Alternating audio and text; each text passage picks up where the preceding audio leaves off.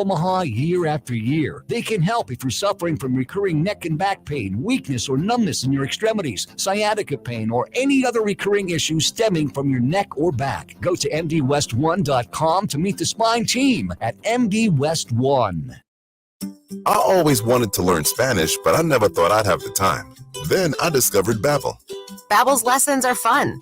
They only take like 10 or 15 minutes, and in 3 weeks, presto, you're speaking another language. Like magic. I love that Babbel's lessons aren't just robots talking. They're voiced by native speakers, so you get the pronunciation just right. And they're designed by real language teachers, so you learn how to have real-world conversations, things you'll actually use. 3 weeks. It's incredible. After 3 weeks, I'm on vacation in Paris, having a conversation in French. There's all kinds of ways to learn. Use Babbel's podcasts or games or videos. You can even join live classes with a language teacher. If you want to learn a language, there's no faster, easier, better way than Babbel. Babbel. Babbel. Babbel, évidemment. Go to babbel.com to try for free. That's BABBEL.com. Babbel.com. Shop Woodhouse Place Hyundai and Nissan, 144th and Giles. KOZN, Bellevue, Omaha, Council Bluffs.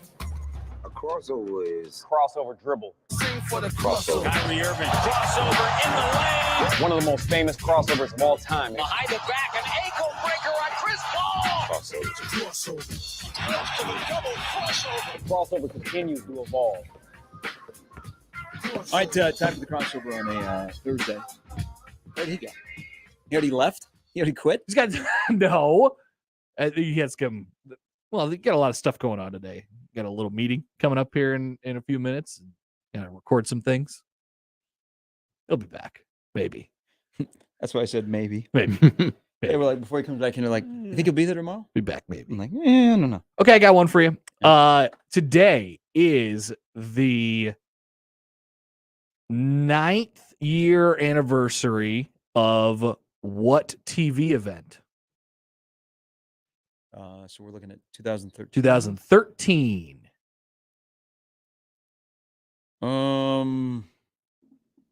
Was it a show that debuted? It is a show that ended in September. Mm-hmm. Cable. And it ended in September 29th, 2013. That would be what ended? Yes, ended. Finale.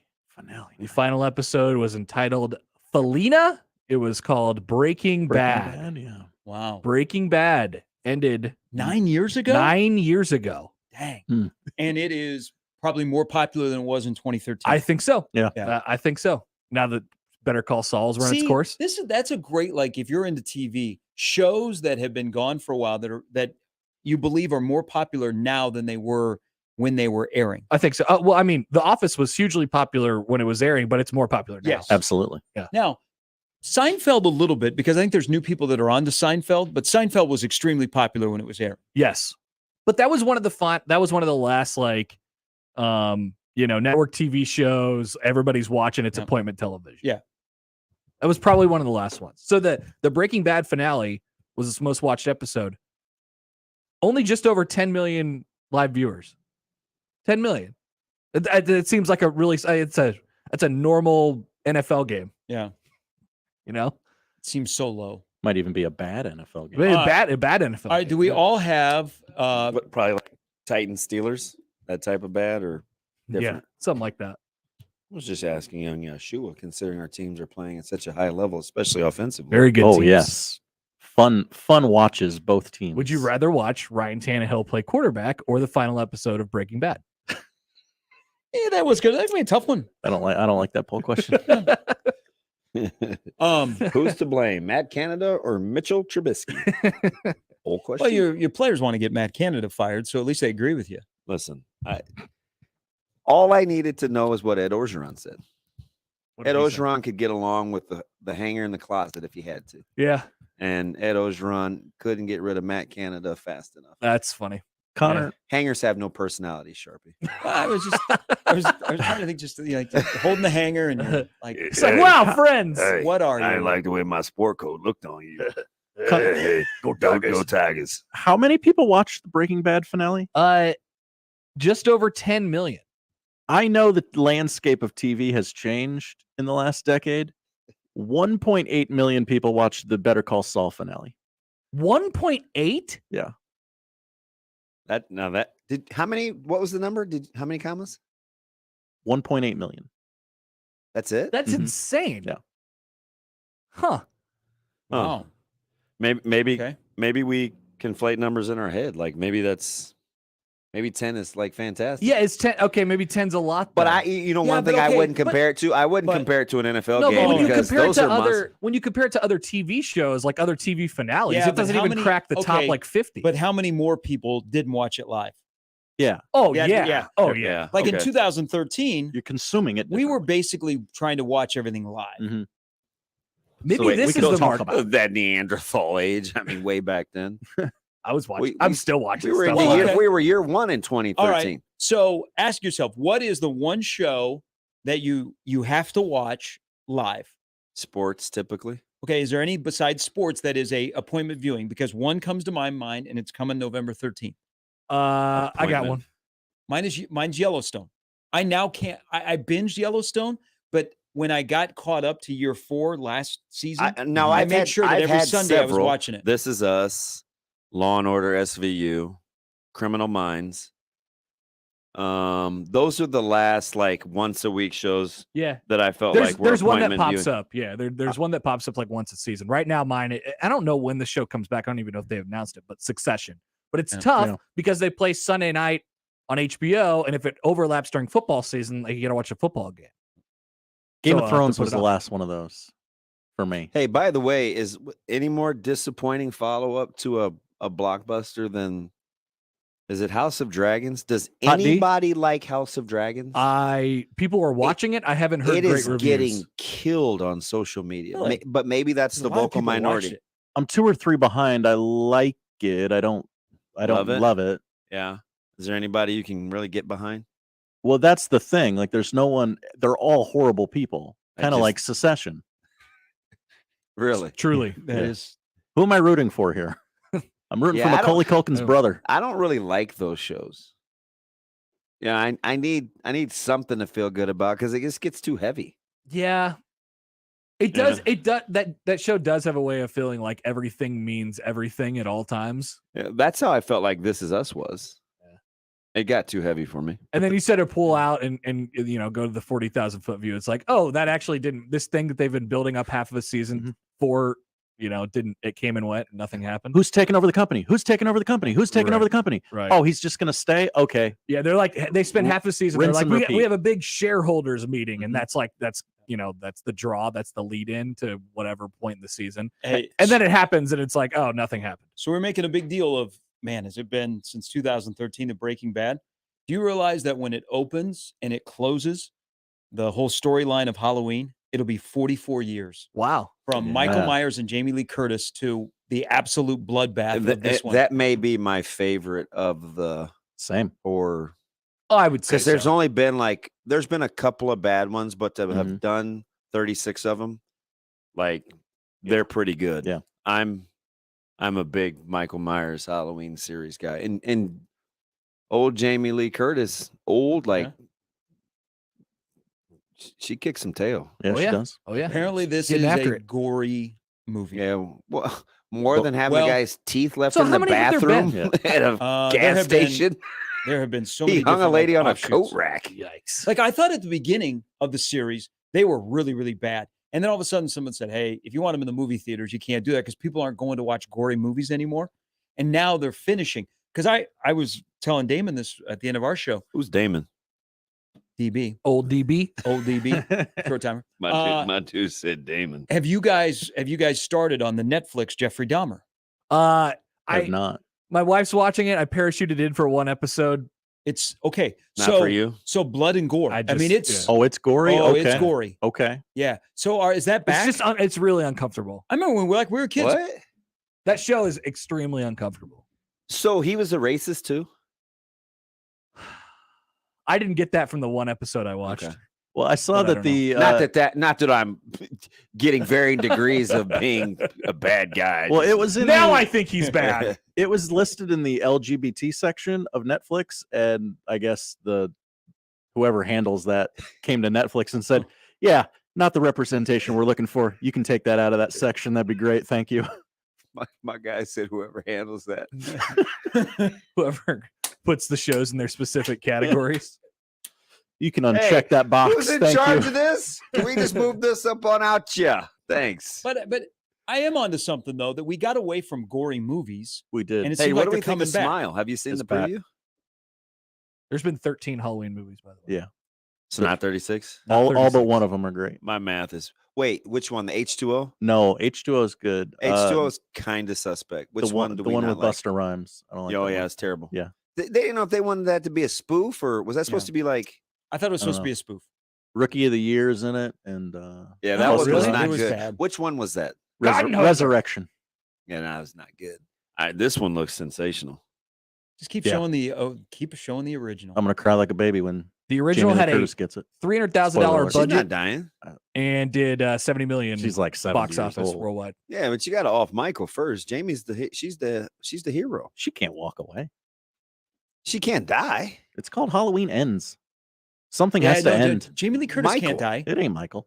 No, Jamie Lee Curtis can't die. Hey, are you messing with me? Have you been reading? No, I know nothing. Oh, that would that's make pure me so speculation. mad. I cheer for her. Yeah. No, they can't kill her. She's bad. When she died at the beginning of Resurrection, I was angry. Yeah, how'd she survive the fall off the building? Well, too? that never happened on this timeline. Oh. There's some timeline things. Oh, Yeah. well, when you have 13 movies. Yeah. So They don't where are acknowledge we in any of the the other- timeline? Has the house burned down? Yeah. Well- is her daughter mad at her because she's a bad grandma? Everything's still connected from one, right? Yeah. Okay, Yeah. good. So you said 70 million, the original. 70 million box office. I wonder how much the whole series has made. Oh my God. Well, I can tell you. Up It's until way better than Friday the 13th Oh, or yeah. or Yeah. Nightmare on Elm Street. Like Mhm. those are the three for our childhood. I don't know. Yeah. Connor has like The Ring and Conjure, right? yeah, but What else you have in your they got it got really big to do the like Conjuring I'm is going to pre- take over people your think body the movies. Conjuring is pretty scary though, right? Conjuring movies are good. Yeah. Worldwide, the The Halloween Exorcism franchise movies. has made Well, you're too- $773 you're too million young for The dollars. Exorcist, So aren't you? no. You would look at The Exorcist and laugh, like I think The Exorcist is one of the greatest comedies ever made. with the fake cracked skin. Like that's not. All the vomit and the childhood swearing. It's great. It's hilarious. Now The Omen is a little creepy. Did you Don't think- do that, Damien. Did you think Poltergeist was creepy? No. Poltergeist is No. overrated Yeah, agree. in terms of fear. Box office total 773,971,323. Oh, I'm missing one. Amityville was big when we were Amityville little. Horror? Yeah. Yeah. That was kind of crucial. Oh. Wasn't a big fan of that one. I would go toward the original like scary movies for scary movies. Yeah. Some of Ha- the Halloween 1 and 2 are fantastic. yeah, absolutely. Yep. Yeah, I'm not a horror movie guy. I'm not either. I am. But I But mean, did you see him in the movie theater? No. Or you I saw was- him later in life? Yeah, later in life. Yeah.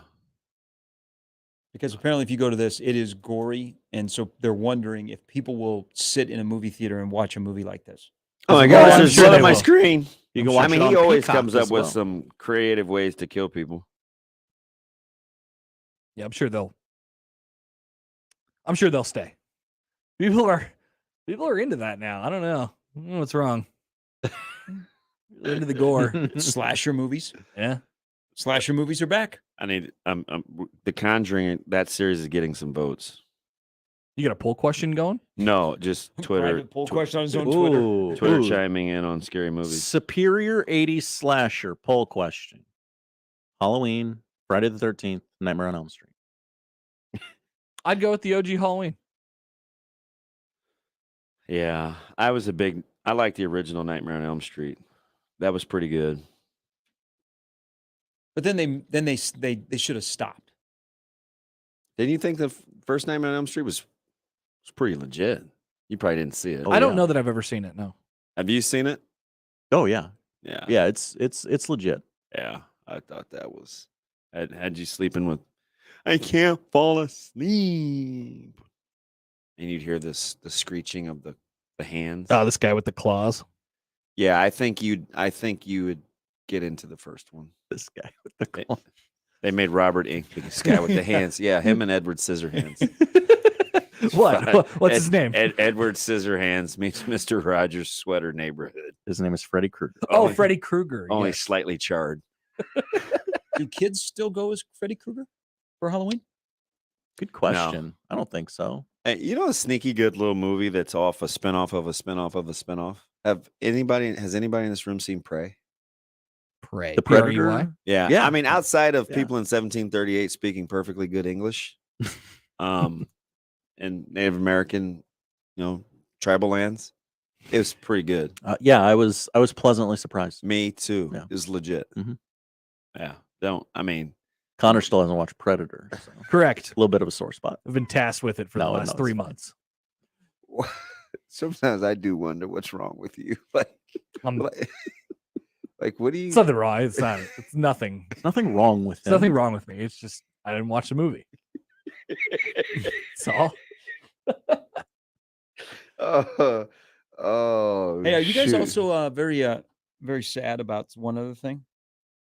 Did you know Streak for the Cash on ESPN is going away after this month? Really? I never even knew how to do that. I haven't even thought about that in probably a decade. Yeah. I play it almost daily, and now I'm up to W12. Wow. After my That's the one where you have to beat the. Isn't it beat the streak? Well, they put up props every day. They put up like maybe 10 props a day, and you just follow. And if you can keep doing it over and over, but you can win like a lot of money. But I went to it the other day, and they said after 14 years, Streak for the Cash is over. I have you catching up to God quicker. You know the song I'm talking about? I do. Gang. That's all I'm on. Gang. It's on TikTok occasionally. It's a. I was gonna say great song. That would be a little Not a great song. That'd be hyperbole. It is a song. But I do like it. Some of them are catchy. I'm surprised though that you would that would be in your wheelhouse. Oh, I don't think it's in my wheelhouse. I just think I know it. I think I think you'd be surprised at what's in my wheelhouse, though. Yeah, now if you had Knife Talk pop up on the playlist, It's in there. It's in there. Really? Yeah. I did see the other day, Mr. I don't do concerts. Was at another concert. I thought that was weird. Yeah, it's just I'm not a bad concert timing. guy. Just bad timing. I'm not a concert guy. This is my 7th one in about 3 years, but I'm not a concert guy. Bad timing. A lot of people. I know a lot of people who go to concerts a lot. I never seek out a concert. Yeah, But you're the only guy I know that just stumbles into concerts. For my birthday, my wife got me tickets to one of my favorite bands, Incubus, and the concert just happened to be last weekend or Thursday. How about you with that crossover game? You just went from Knife Talk, to Incubus. That's right. Safe to say they would never perform together. I don't think so. No. Yeah. But there was a moment where those bands were doing there was like the Linkin Park Jay-Z stuff, so I don't know. They do Crossroads. They do country music television has Crossroads. I'm sorry. Well, they will have They have different Bone Thugs artists. and Harmony hosting a television show. Oh, like the guy I used to follow on TikTok that could mash up just about any song. Now Does that anybody guy, follow we're him talking yet? about? That guy is sweet. Yeah.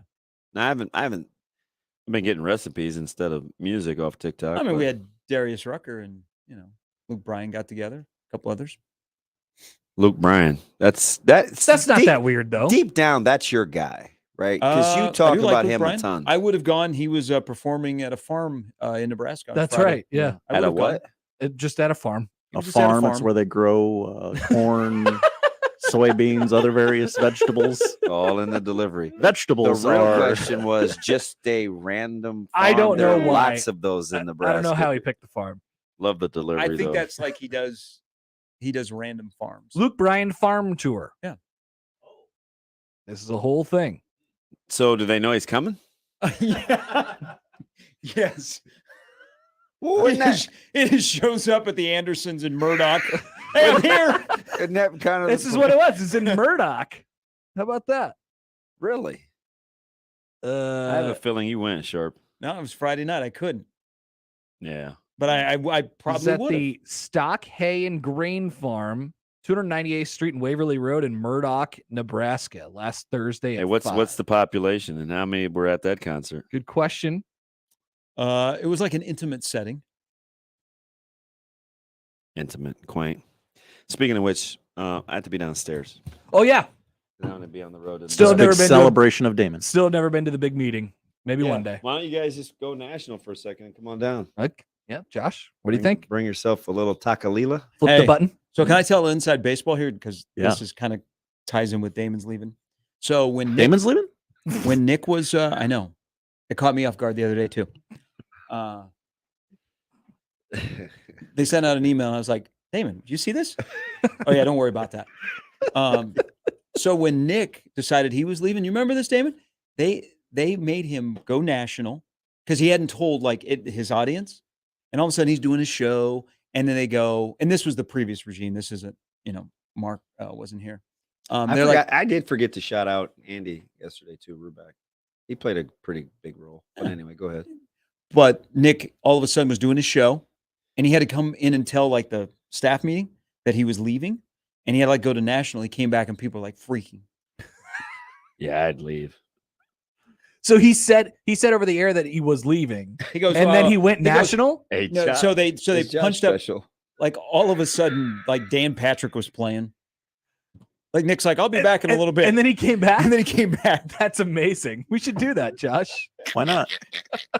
Where did you find this gift? I just searched for it. Michael Myers flailing a knife around and says party time. What did you search to get there? Halloween. I just 0 cents. None. I mean, this is I can see you doing this. Me flailing a knife around? Yeah, just dressing up, acting foolish. This is a total. I could act a fool. Total Connor Happer Halloween. Do you dress up for Halloween still? No. Well, last year I guess I was the apparently kid. I don't know. I just wanted to because I wanted to. Who? I wanted to ode to the kid who went on the local news that one time and said, apparently I've never been on live television before. So I grabbed one of those microphones. You just dubbed him the apparently kid. That's his name. I don't know his name. Creative, Yelly Radio. Yeah. By the way, went down the whole Funhouse Mike Francesa thing. Oh, so good. Dude, how about so good? Remember when so you weren't here, but the station made a big deal about Harambe dying, the gorilla? I do. Mm-hmm. His gorilla rant when he was gorilla? The gorilla. It's he's a gorilla. It's the kid. It's on the pinned. Oh yeah. Yeah. So my favorite is when he's having that segment. He's talking about something about 1961, and the guy calls in, and he has a memorable moment of 1961. This guy for the Yankees, he's getting down a bunt, whatever. He's trying to tell this story, and Francesa was like, "What's the big deal?" He's like, I was 7 years old. Where are you going with this? What's the point? That's what he kept saying. Yeah. What's the point? Just parade the call. I'm gonna give you another chance at this before I hang up on you. What's the point? And the guy's just calm. He's an older guy, obviously, right? Talking 1961, and he's like, "Well, you were talking about in 1961 and the moments with your family and your father and I. Well, I'm just." What's the point? And he kept saying it. And so finally, the guy, I felt terrible because the guy goes, okay, what's the point? Just go tell the story. And the guy goes, I'm feeling a little uncomfortable right now. I'm just going to let you go. Goodbye. Oh my God. Wasn't built for it. Dude, it was total. It's on the pin. It's at the top of his You got to know Twitter account. when you call into Francesa's show. Did you see the one of when Edwin Diaz blew a game in Philadelphia? No. And he threw his glasses and he was like, let him get on the bus. They should walk back to New York. Did you see the episode, the one that he had up there where the guy had admitted to killing his father and Mike Francesa didn't know if he was telling the truth? No. Mike Francesa goes, his callers try to prank him a little. Mike Francesa goes, I got to protect my listeners. I can't corroborate this story. Show me proof that you did it.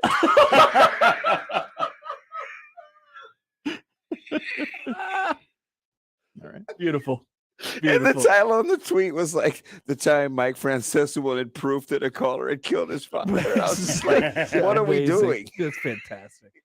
All right, guys. All right. I'll see you later. All right. That is the crossover. We'll start things off next. That's the crossover. The Connor Happer Show is next on 1620 The Zone. Previously on Unsportsmanlike Conduct. I'm going to the moon, boys. Yeah, I think I'm picking Moon. I mean, sure, it's a great How experience, fun would but that be? you're going for the notoriety more than the experience. I'm going for I want to go to the moon. I'm telling you, I want to go to the moon. Would it be fun to brag? Of course. 6 months paid anywhere I want to be of rest and relaxation. Give me the 6 months. That's a no-brainer. Unsportsmanlike conduct with John Bishop and Josh Peterson. Weekdays 2 to 6 on 1620 The Zone. Your Omaha area forecast from the Godfather's Pizza Weather Center and KETV News Watch 7 on 1620 The Zone. Becoming breezy Thursday with south to southeast wind picking up in the morning, gusting 20 to 25 miles per hour throughout the day. Expect plenty of sunshine once again with highs in the mid-70s. I'm meteorologist Sean Everson from KETV News Watch 7. The Zone Hotline is powered by Los Hills Harley-Davidson, your home in the hills. Woodhouse Ford is your certified Ford dealer, serving drivers throughout Nebraska for 47 years. Our commitment to our customers continues well beyond the date of purchase. You will leave our lot feeling comfortable and confident in your new vehicle. Customers have been relying on Woodhouse Ford since 1975 for high-quality vehicles, knowledgeable staff, and exceptional service.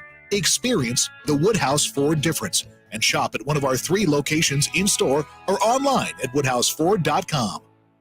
Hey everybody, it's Gary Sharp on behalf of my friends at Tickets for Less. As you probably heard by now, Tickets for Less is my go-to source whenever I need Husker tickets. But I want you to know that Tickets for Less has a lot more to offer. Did you know they have the largest selection of tickets to events both locally and nationwide? Plus, the thing I like the most, they never charge you outrageous per ticket service fees on your order. That's why I always use Tickets for Less. Whether I want to go to Arrowhead and see the Chiefs play, attend a concert or a show, ticketsforless.com is my first stop. See for yourself at ticketsforless.com. Val's Pumpkin Patch and Apple Orchard has something fun for all ages. New this year is Stefan's Country Drive. Antique cars where the kids are in the driver's seat. Plus, there's a new carousel. Val's Pumpkin Patch and Apple Orchard is also opening a whole new part of the farm, the cider mill, with more than 50 other attractions included with admission. Val's Pumpkin Patch and Apple Orchard is the place to be this fall. Val's Pumpkin Patch and Apple Orchard, Gretna, Nebraska. Now open through October 31st. If you love food, love fun, love fall, you'll love Alice Pumpkin Patch best of all. Genesis Health Clubs is celebrating its 36th anniversary, and you're invited. Join for just 36 cents and get the rest of the year for free. Hurry, just 1 day left. Hi, I'm Rodney Stephen, owner of Genesis Health Clubs, thanking you for the last 36 years. Without you, we wouldn't be here, and we're here for your results. We're here to help you feel better, look better, and have more energy, and be able to enjoy all life has to offer by improving your health. Celebrate Genesis Health Club's 36th anniversary by joining today for just 36 cents and get the rest of the year for free. 1 day left. That's 36 years of results, 36 years of better mood, concentration, and focus, 36 years of crushed goals, 36 years of mental and physical strength, 36 years of members achieving their absolute best, and now it's your turn. So get fit, have fun, and celebrate 36 years with us. Join Genesis Health Clubs for just 36 cents and the rest of the year for free. Hurry, just 1 day left. Find your fitness home at genesishealthclubs.com. This is Scott Schultz from Host Coffee. 2022 marks our 50th year and business has never been better. We are rapidly growing and adding new customers, which means we need new route drivers and service technicians. We have new jobs for those new to the industry with little or no experience, and new careers that require knowledge in the coffee and vending world. There's a good chance we have just what you need in a new job. Host Coffee offers competitive pay and understands the work-life balance. Apply today at hostcoffee.net/careers and join our team. Teachers like me, parents, we don't always know as much as you guys do about what's going on with other kids. Half the time, it's rumors. Yeah, but if you're ever concerned about a friend who's having trouble with alcohol, prescription drugs, anything, you need to tell an adult, someone you know and trust. That can be hard, but speaking up about a problem is what helping a friend is all about. For more information, visit underagedrinking.samhsa.gov. Sponsored by DHHS and aired in cooperation with the Nebraska Broadcasters Association and this station. Prescription products require an online consultation with a healthcare provider who will determine if a prescription is appropriate. Restrictions apply. See website for full details and important safety information. Subscription required. Refund available for 60 days after purchase. Guys, want an effective, affordable way to get ED medication 100% online? Whether you're looking for Viagra or Cialis, or generic medications as effective as Viagra but 90% cheaper, you can find it all through HIMS. HIMS is your go-to for doctor-trusted treatments to help you treat ED.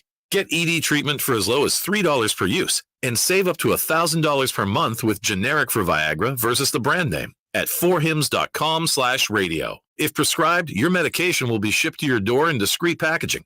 Do it all online. No in-person appointments. Get hard results with Hims or your money back. Go to forhims.com/radio to get your first visit free. That's forhims.com/radio to get started free. forhims.com/radio. The passion and excitement of high school football continues every week, and the high school football update covers it all every Saturday morning. Join veteran sportscasters Jim Kelter and Torrey Pantalian Saturday mornings 8 to 10 on 1180 The Zone. Equitable Bank. We take banking personally. EquitableOnline.com. Make the right call, fans. The Rooferees at John Higgins Weather Guard. Rooferees. It's Team Jack Day in Nebraska. Today's the day to join the fight against pediatric brain cancer. Become a champion for a cure today by donating $20 per month. And to say thanks for 10 years of generosity. Team Jack has plenty of prizes up for grabs today. But most importantly, you'll be helping Nebraska kids in their fight against brain cancer. It's the 10th annual Team Jack Day. Visit teamjackfoundation.org to make a donation or call 855-RUN-JACK right now. It's the Connor Happer Show. Are we sure we want to do this? Could you, make an announcement that we're ready? It's the Connor Happer Show on 1620 The Zone.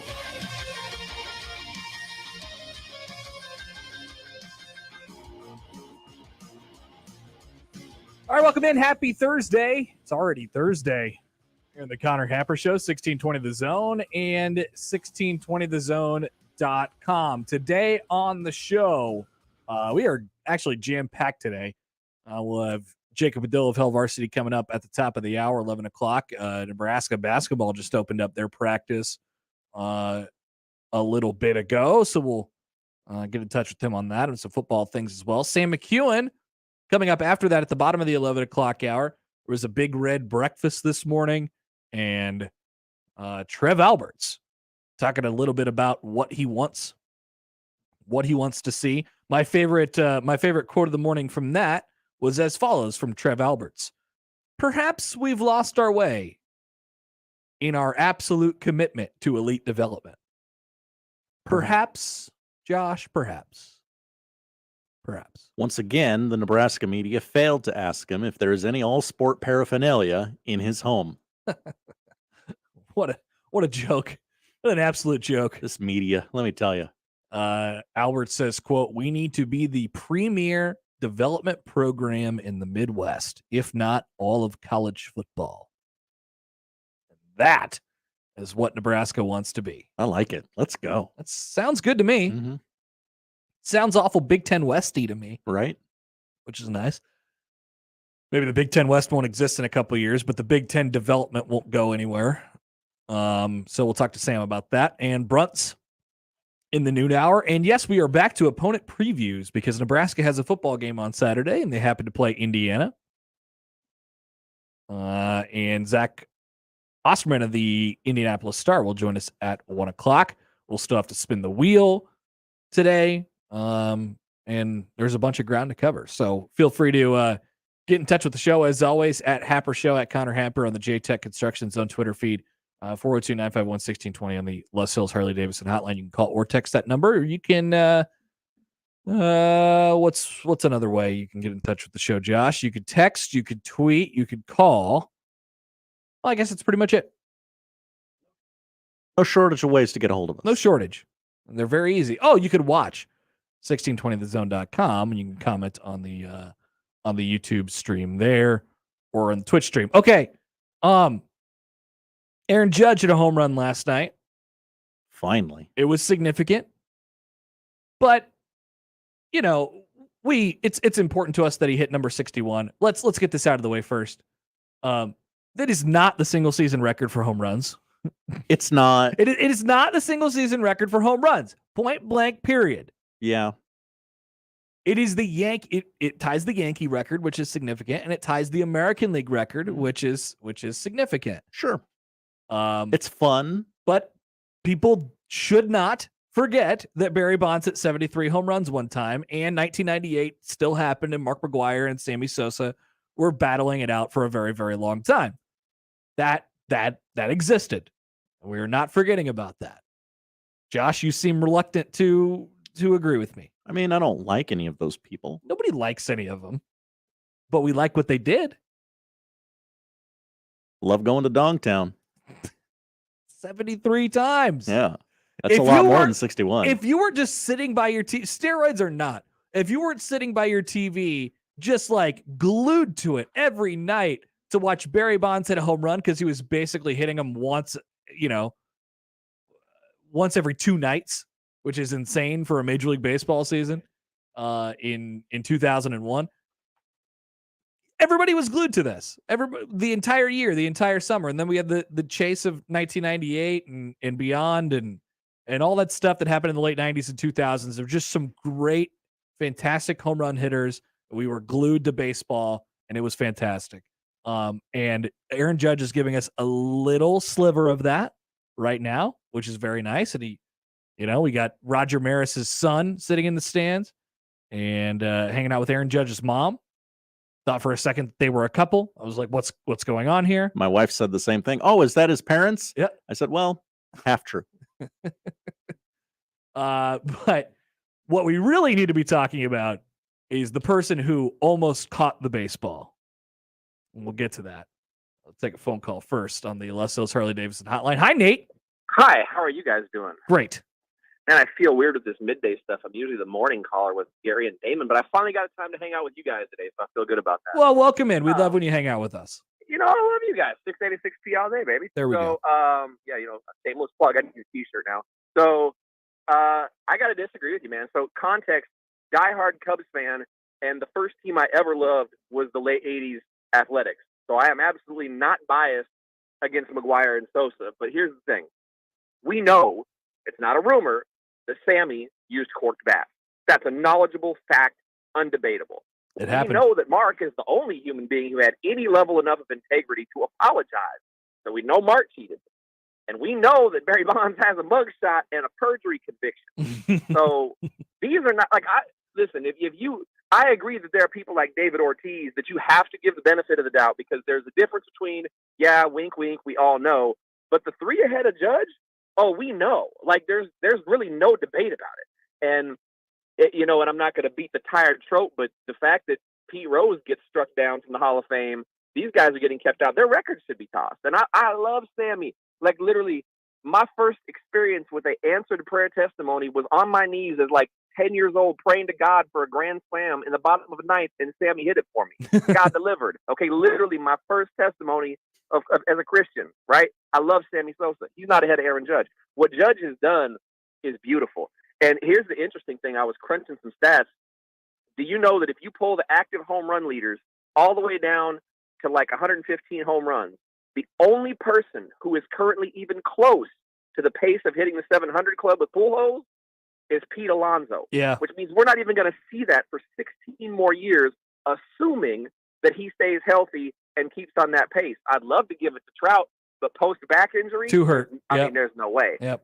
So I actually respectfully, I think this is the home run record. And I think most people, especially like your conservative baseball writers, will. And here's the real telling thing. When do you know any time in sports when a famous record has been broken multiple times, but the family or the athlete of the original record holder still show up to celebrate? The fact Maris's son is in that stand right now tells you who the real home run champ is. Because I'm telling you right now, ain't nobody from Ty Cobb's family, grandson, whatever, going to show up someday when Pete Rose's record comes down. It's not going to happen. Thanks, Even Nate. though Pete cheated. All right. Okay, so I think his presence probably has more to do with the fact that it's a Yankee record, right? It's a Yankee record. It's a Maris record. That's just meant so much for so long. The number 61. It was so I understand what Nate is talking about. I'm not like everybody sees Pete Rose as one of the best baseball players that's ever lived, one of the greatest hitters, if not the greatest hitter that's ever lived. WWE Hall of Famer. He's not in the Hall of Fame. He's not in the Baseball Hall of Fame. Neither is Barry Bonds. Neither is Sammy Sosa. Neither is Mark McGwire. And when you look at the list of single-season home run hitters, none of those guys are in the Hall of Fame, including Roger Maris, who didn't really have that great of a career. Yeah. He's just held this record for a very, very long time. Did Roger Maris just get hot in the summer of 61? Was he on the greenies? But I don't know. That's always how I've looked at it with the steroid stuff, man. Like, I think these guys are a part of the game. I think they're a part of history, and I think the Hall of Fame should tell the story of the history of baseball. And I think it matters, and I think that the records stand. This is, I mean, you know, Nate's talking about his childhood and how we all have these moments of around baseball as a kid. Like, yeah, I'm when the home run chase of 98's going on, I'm 5 years old or 6 years old. Like, this is amazing. This is the coolest thing. And then, you know, started to get into baseball. And the first guy that I remember, you know, and I didn't really have an appreciation for it at the time, that older people did. But I mean, Barry Bonds never disappointed. Barry Bonds never disappointed. He was either hitting a home run or he was getting walked in impressive fashion. Yes. We're going to intentionally walk Barry Bonds with the bases loaded. This is what we're like. These are the people that we are attracted to in baseball. The guys that just, you know, every day you tune in and they do something special. They do something really fun. It's why that is a core function of the sport of baseball. You watch them every night, and maybe you don't pay attention every single night, but every time you tune in, there's that one guy on your team who wears your hat and loves your team and comes through for you every night. My guy for the last 15 years has been Salvador Perez. Almost not 15 yet, 10 basically.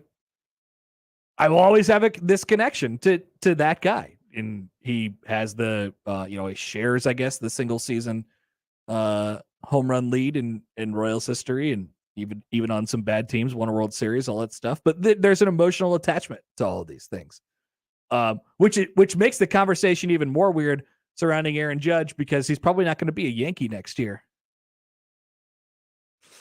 Oops. I mean, Aaron Judge just set the American League home run record. Well, he's going to set the American League home run record in a contract year. Talk about bet on yourself. Woof. I mean, yeah. Where could he go? It's we have gathered, we have rallied around the New York Yankees. They're sort of fun. I mean, like a lot of things in sports, doesn't our excitement stem from, do we like you or not? Oh, yeah. We like Aaron Judge. We like Aaron Judge. A little vanilla, but like seems like by all accounts, a good guy. There can't be anything wrong with Aaron Judge. Yeah. And I don't know that we disliked Sosa or McGuire at the time. No, at the time we liked him. We thought, oh, what an oddball friendship they have. Just go back to the moment.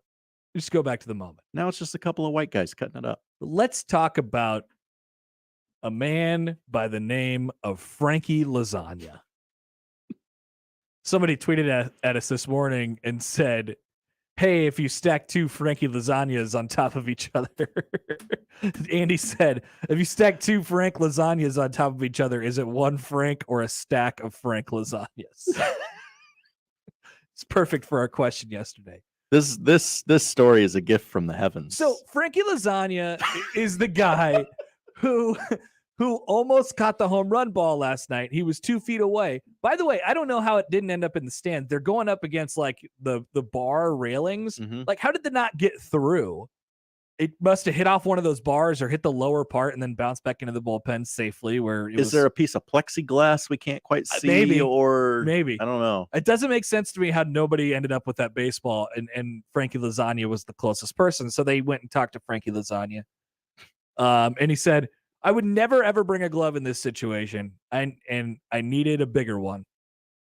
You see, sometimes they bring like pool skimmers and nets, he said he needed one of butterfly those. nets. It's like you're in the game, you're fielding, getting ready for the pitch. He said of the fan experience, when he hit the ball, it was like, oh my God. I think I hit my buddy in his neck as I stretched out.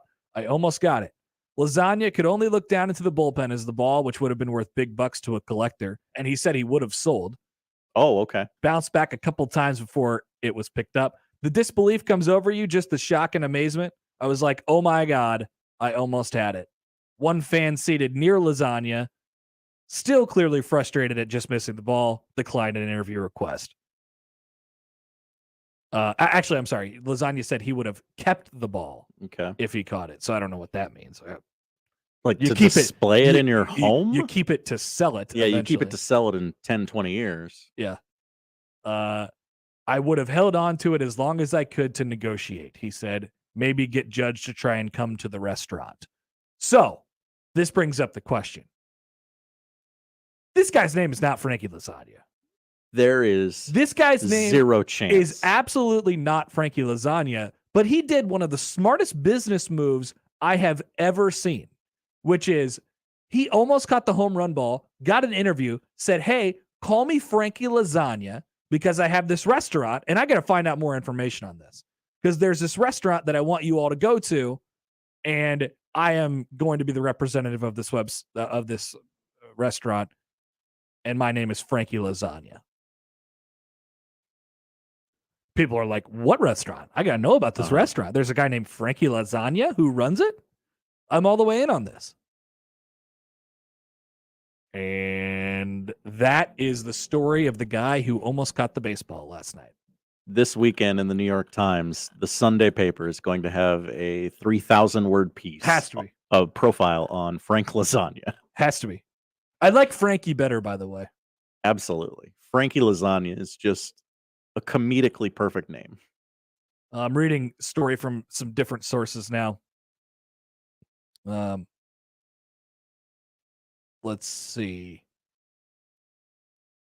So the headline of the story: Toronto restaurateur Frankie Lasagna just misses catching Aaron Judge's 61st home run ball. Lasagna, a Toronto restaurant owner, knew what was at stake when he bought his front row ticket. He said he wouldn't typically bring a glove to the game. I got to get more information on this Toronto restaurant. Guy name is Frankie Lasagna. We're getting more. SB Nation says he's the owner of an Italian restaurant. Well, I assumed. I'm sorry. not to profile, but fair assumption. I assumed. Fair assumption. And that's the story of Aaron Judge's 61st home run ball. Where will he hit number 62? Maybe Frankie Lasagna will have another crack at it. Yeah, what's the Yankees' schedule here? So they go. They play tomorrow at home. They're off today. Okay. So no chase for 62 for Judge today. And they are back at home tomorrow against the Baltimore Orioles. Yeah, and then they go to Arlington. So he's definitely going to hit one in Yankee Stadium. It's going to be lit in the Bronx. I hate the Yankees. I'm a red-blooded American like the rest of you. I hate the Yankees. I want him to get that at Yankee Stadium. Absolutely. I want all records should be set at home fields. I want that visual, like the dome of the Rogers Center. I'm sorry, just isn't as sexy as Yankee Stadium, as that footage will be played throughout the decades. All record home runs, 3,000th hits, milestone home runs, all of them should be hit at home stadiums. Those guys should sit until they go back home. Like, could you imagine Cal Ripken breaking the streak at Coors Field or something? Right. Well, this is awkward. But that's one that you can't do anything about because you can't sit him. Yeah. And also, the Yankees would very much like Aaron Judge to get this over with so they can sit him for a couple of days before the playoffs. Exactly. Apparently, according to some media in Toronto, there's a tweet from Gregor Chisholm last night, who is any relation to Jazz? Doesn't quite seem like it. He's a columnist for the Toronto Star. I'd like to point out that on the night Frankie Lasagna went viral, it was Lasagna Day in the media dining area. You just can't make this stuff up. Everything's We were talking about lasagna yesterday. We were stacking lasagna. Are we prophets? Poll question. I'm okay with it if you are. That's probably going to come back to haunt us on bad picks or something like that. Somebody will screenshot that for sure. So congratulations to Aaron Judge. There's a bunch of stuff that I want to get into throughout the show today. Like I said, Trev Albert's talking. Northwestern is wrecking their current garbage stadium and building an entirely new one on top of it. And then they will be homeless for a couple of years. We'll get into that a little bit on the game.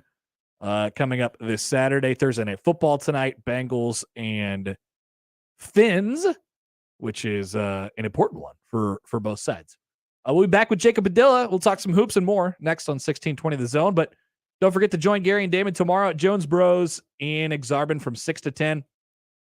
And each Husker home game Friday. First 20 listeners show up, get a free breakfast from Gary and Damon. After the first 20, get your Jones Bros breakfast for only $6. I'd probably show up early tomorrow would be my suggestion.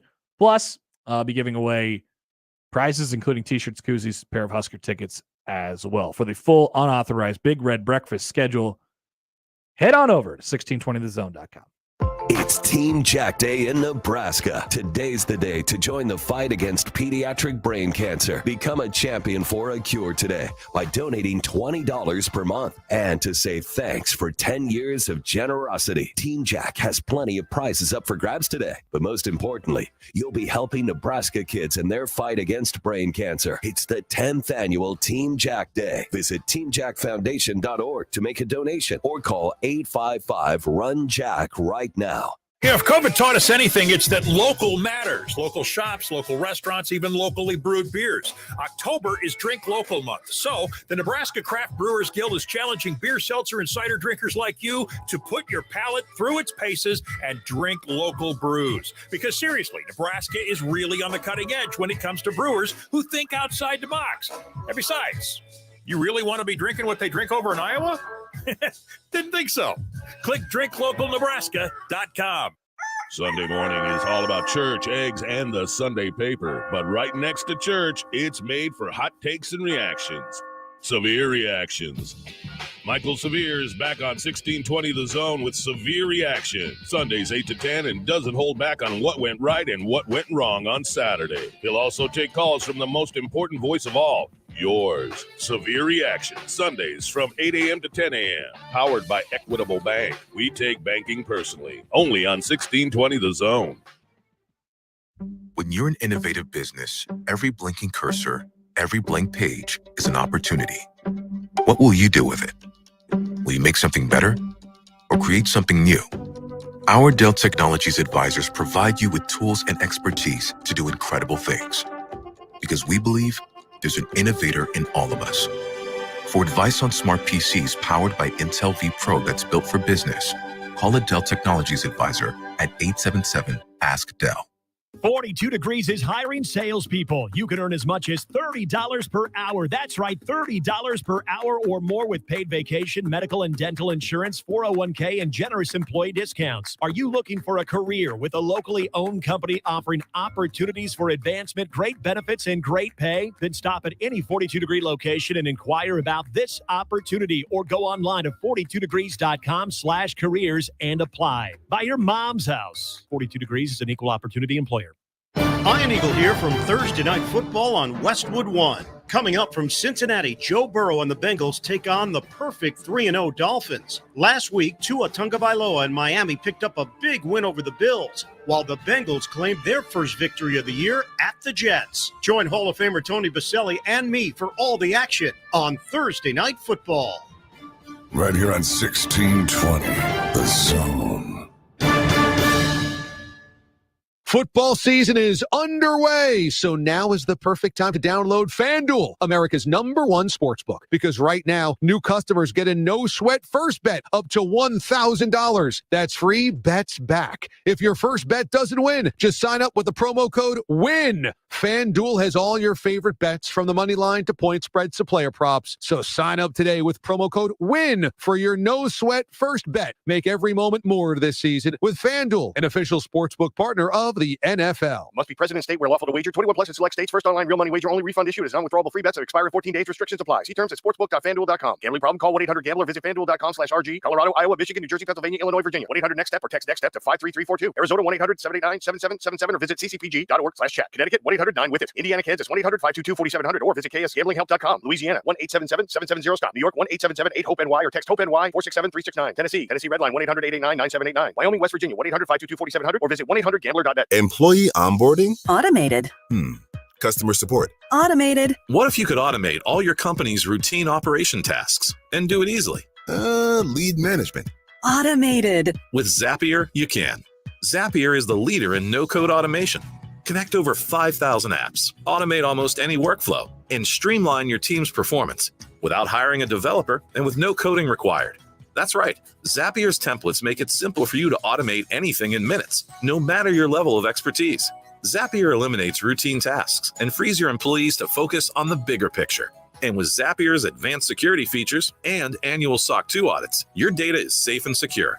See why thousands of companies, including Slack, Salesforce, and HubSpot, trust Zapier to automate their businesses. Even complex tasks? Automated with Zapier. Try Zapier for free today at zapier.com/radio.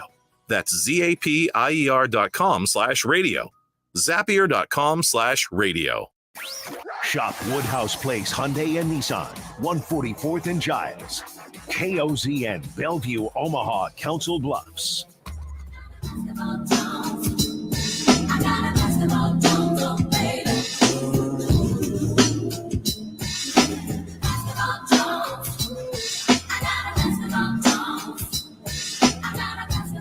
And now, the only cure for our basketball Jones. Hail Varsity's Jacob Padilla on the Connor Happer Show on 1620 The Zone. Baby. Basketball Jones back in basketball gyms as Nebraska basketball opened things up for a few minutes today. Jacob Padilla joins us from Hail Varsity. Now, Jacob, hello. Connor, hello. How was the basketball gym, Basketball Jones? It was a good 30 minutes of warm-up drills. Nice. Not anything super educational, but it's always fun to kind of see Nate Lenzer, I think, in particular, the way that he approaches things and just really good drill coach. Yeah, exactly. He's really enthusiastic, attention to detail. That was probably the one takeaway is just the way that the coaches, both Nate a few times, Fred once or twice, just kind of hopped in to really hammer home a small detail, hey, we have to do this part right. Lenzer was talking about no cutting corners, saying that multiple times, making sure you're doing every part of the drill. So they're just really working on building up those habits and doing all the little things well. How about the body types for Nebraska basketball? I think this team's going to take on a little bit of a different look and size profile, at least as far as the length is concerned. Did it match up to sort of your thought on it going into it? Yeah, it's not like they got a full NBA team in terms of 6'8" wings and 6'10" power forwards, 10-foot centers, but they do have more versatility in the body types they can throw out there. Again, James Griesel at 6'7" running the point. That's a little bit, obviously, kind of goes back to the Delano Banton model more so than what we saw last year with Alonzo Bird and Cam Mack before them. So it's a little different there. You've got Blaze Keita, another bigger body inside to kind of complement Derek Walker, who is a strong guy, but a little bit smaller than a typical center you're going to find in the Big Ten. You've got Juwan Gary's a wing, he's physical.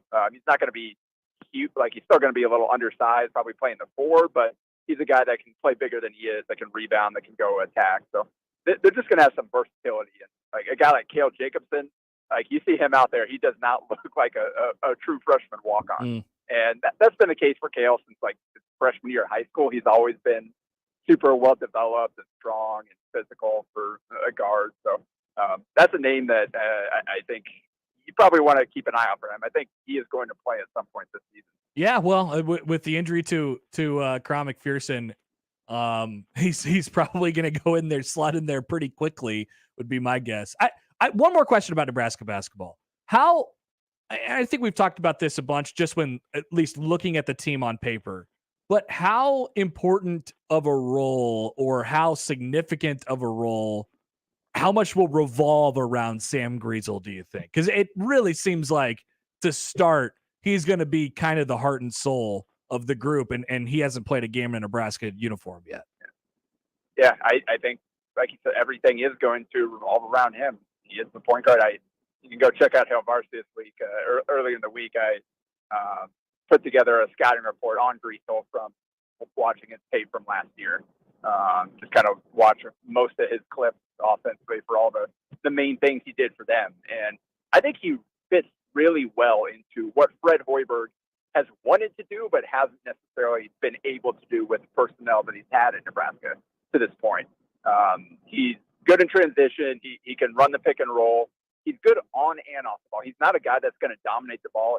He'll give it up pretty much every time he brings the ball down. Let the ball reverse a couple times, get it back later in the possession, and then go run a pick and roll or isolate and go get a bucket. And he'll also push it in transition. If you don't stop him, he'll go score. And then if the defense is set, then he'll give it up. And so I think they were saying all the right things in the press conferences with Fred and Wilhelm Breitenbach and Manuel Bandamel on Tuesday. But I do think the personnel fits better to match up with that. And a lot of that is Griesel. And I think the biggest question on this team, just based on the way it's built, the players they brought in, who is the guy that can go create offense for you? Obviously, they want to do it kind of more by committee than last year, where you had Bryce McGowan and Lonzo Burgess, guys that kind of dominated the ball, controlled most of the shots.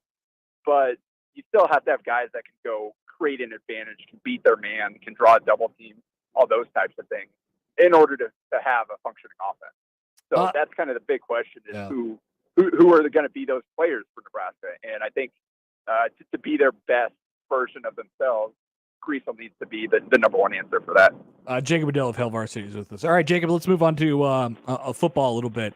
On the game on Saturday, do you have any? We know how Indiana is going to try and go. They're going to try and go pace and tempo. They're beat up on defense, I think, a lot because of that. Not beat up from a physical standpoint, but beat up from a statistical standpoint. Do we have any sense on how Nebraska we think is going to sort of play this, knowing what they do, what Nebraska's done well, and then sort of what they want it to be going forward this season? I think it could land a lot of different places on Saturday. Yeah, Mickey didn't say a lot today, but one comment that kind of stood out to me a little bit is just something to the effect of we're going to do what they can do when talking about the defense, and with the way that they Bill Bush talked about simplifying some things last year yesterday. I forget, all these days are blurring together, but talked about just kind of changing some of what they do, and I think they're going to try to get the most out of their players as opposed to trying to plug players into the system, which is, I think, what they tried to do previously, because they're changing some things to try to let players do what they do well. And that, at this point, is kind of what you have to do. You gotta coach what you have at this point. I know there's talk about getting some young players in there. I'm sure we'll see a little bit of that, but you're not going to swap out a whole new team. A lot of these guys, you might see a change here or there, but for the most part, these are the same guys that have been playing. They're going to keep playing. So you got to find a way to get the most out of them, which I don't think was happening here. I think there's some young guys that are struggling that never been in this position before, but I think some of the veterans were struggling as well and are capable of more than what we've seen. So I think that's kind of what they're focusing on now defensively, is trying to figure out, all right, what do we need to do to give ourselves a chance to have some success here? You're not going to suddenly become the defense they were last year, but maybe you tweak a thing here or there to let maybe a guy that's a little bit better at getting downhill, getting into the backfield. You cut those guys loose a little bit, or you change some of the coverage schemes to maybe put a guy in a more comfortable position to allow him to hopefully have some success. So I think that's going to be kind of what I'm focused on most. All right, what does this defense look like coming out of the bye, and how do they use the personnel that they have available to them? Yeah, on the coming out of the bye thing is huge, I think, because I mean the question is, how much do you think this game and maybe this paired along with Rutgers next Friday as well, this game and next mean for what the rest of the season is going to be like? That Scott Frost was fired before the Oklahoma game, but this really feels like the start of whatever is coming next for Nebraska football, because they've had the bye week to sort of regroup and step back. And Mickey Joseph seemed, I think, not, I don't know if relax is the right word, but he looked like he had sort of taken a breath for the first time at his press conference on Tuesday. Like, these games feel more indicative of what I think they're going to be going forward. And you can make the case that these are, two really big games for Mickey Joseph too, if he wants to give it a run at being the head coach. Yeah. And there's only, I think, so much you can change, like in the course of a normal game prep week. A lot of that's got to be focused on the opponent. You can't really do a ton of self-scouting and changing what you do, like, fundamentally. So this was kind of that week. So they had the one game with the changes and staff. It's like, all right, this is what we're going to have to change. Now they've got a good feel for where they're at and kind of what the base level is. And so this last week, 2 weeks, is their biggest opportunity for significant change in terms of how they want to approach certain things.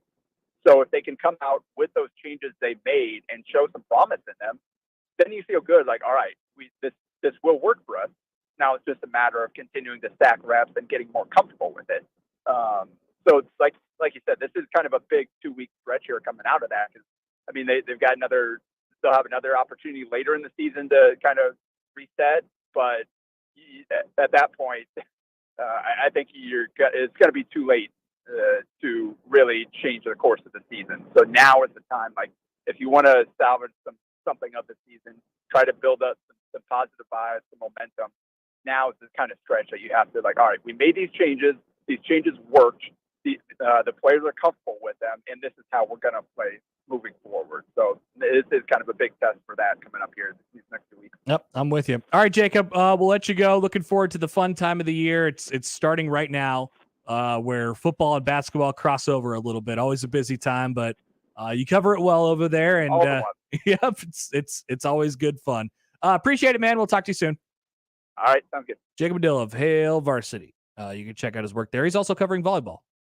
So there's that part of it too. Running him into the ground. Yeah. He's good though. Oh, he's everywhere. Yeah. He's everywhere. Okay, coming up next, here's what we're going to do. Today's the Team Jack Radiothon. I put a couple tweets out about it sort of throughout the week. It's up in Elwood, so we're not there, but we're looking to spread the word and help out any way we possibly can, and they need you to help as well. So the Radiothon today, collecting donations in support of pediatric brain cancer, and really a lot of pediatric cancer overall. You remember the Jack Hoffman run in the 2013-12 spring game, and Jack is now, I believe he just turned 17 like 3 days ago. So the Radiothon is in its 10th year now.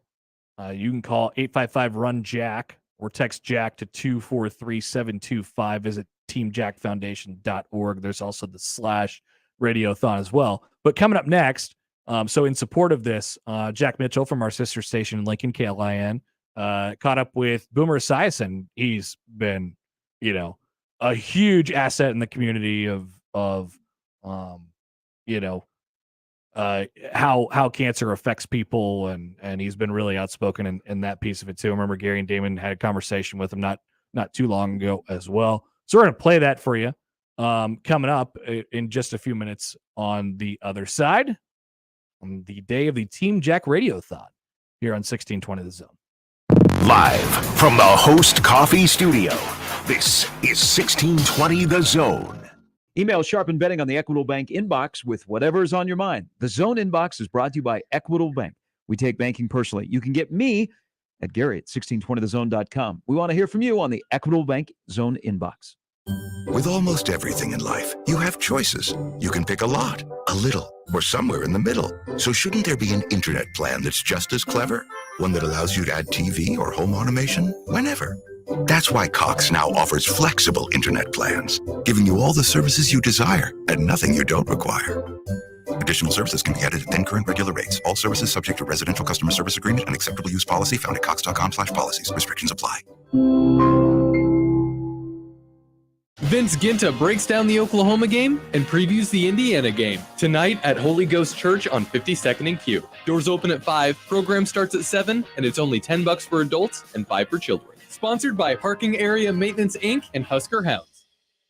Genesis Health Club's is celebrating its 36th anniversary, and you're invited. Join for just 36 cents and get the rest of the year for free. Hurry, just one day left. Hi, I'm Rodney Stephen, owner of Genesis Health Clubs, thanking you for the last 36 years. Without you, we wouldn't be here, and we're here for your results. We're here to help you feel better, look better, and have more energy, and be able to enjoy all life has to offer by improving your health. Celebrate Genesis Health Club's 36th anniversary by joining today for just 36 cents and get the rest of the year for free. One day left. That's 36 years of results, 36 years of better mood, concentration, and focus, 36 years of crushed goals, 36 years of mental and physical strength, 36 years of members achieving their absolute best, and now it's your turn. So get fit, have fun, and celebrate 36 years with us. Join Genesis Health Clubs for just 36 cents and the rest of the year for free. Hurry, just one day left. Find your fitness home at genesishealthclubs.com. Get a full breakdown of what went right and what went wrong immediately after every Nebraska game with Big Red Overreaction. Presented by Equitable Bank. We take banking personally. And by Coors Light, keeping Nebraska chill. Also brought to you by Burton AC Heating, Plumbing, and more. Join the show immediately after the game and sound off with the good, the bad, and the ugly. Big Red Overreaction on 101.9 The Keg and 1620 The Zone. Attention, do you suffer from severe fried chicken-related cravings? If so, Kentucky Fried Chicken's $6 two-piece drum and thigh combo may be right for you. The combo contains tasty chicken, creamy mashed potatoes, a flaky biscuit, and an ice-cold drink. Side effects may include more money in your wallet, happiness, and the urge to lick your fingers. Order KFC's two-piece drum and thigh combo in the KFC app for just $6. That's finger-licking good. Price and participation may vary. Limited time offer. Tax extra. Being in business 100 years can't be easy. Rotella's Bakery is that business. Great family-owned and operated business that understands the needs of the community. They specialize in breads and rolls made from the highest quality ingredients, ensuring that they are superior in taste. At Rotella's, with 5 great generations represented, the American success story is combined with customer satisfaction, and they don't compromise in quality. For more information about their specialty breads, you can visit rotellasbakery.com. Employee onboarding? Automated. Customer support? Automated. What if you could automate all your company's routine operation tasks and do it easily? Lead management? Automated. With Zapier, you can. Zapier is the leader in no-code automation. Connect over 5,000 apps, automate almost any workflow, and streamline your team's performance without hiring a developer and with no coding required. That's right. Zapier's templates make it simple for you to automate anything in minutes, no matter your level of expertise. Zapier eliminates routine tasks and frees your employees to focus on the bigger picture. And with Zapier's advanced security features and annual SOC 2 audits, your data is safe and secure. See why thousands of companies, including Slack, Salesforce, and HubSpot, trust Zapier to automate their businesses. Even complex tasks? Automated with Zapier. Try Zapier for free today at zapier.com/radio. That's zapier.com/radio. Zapier.com/radio.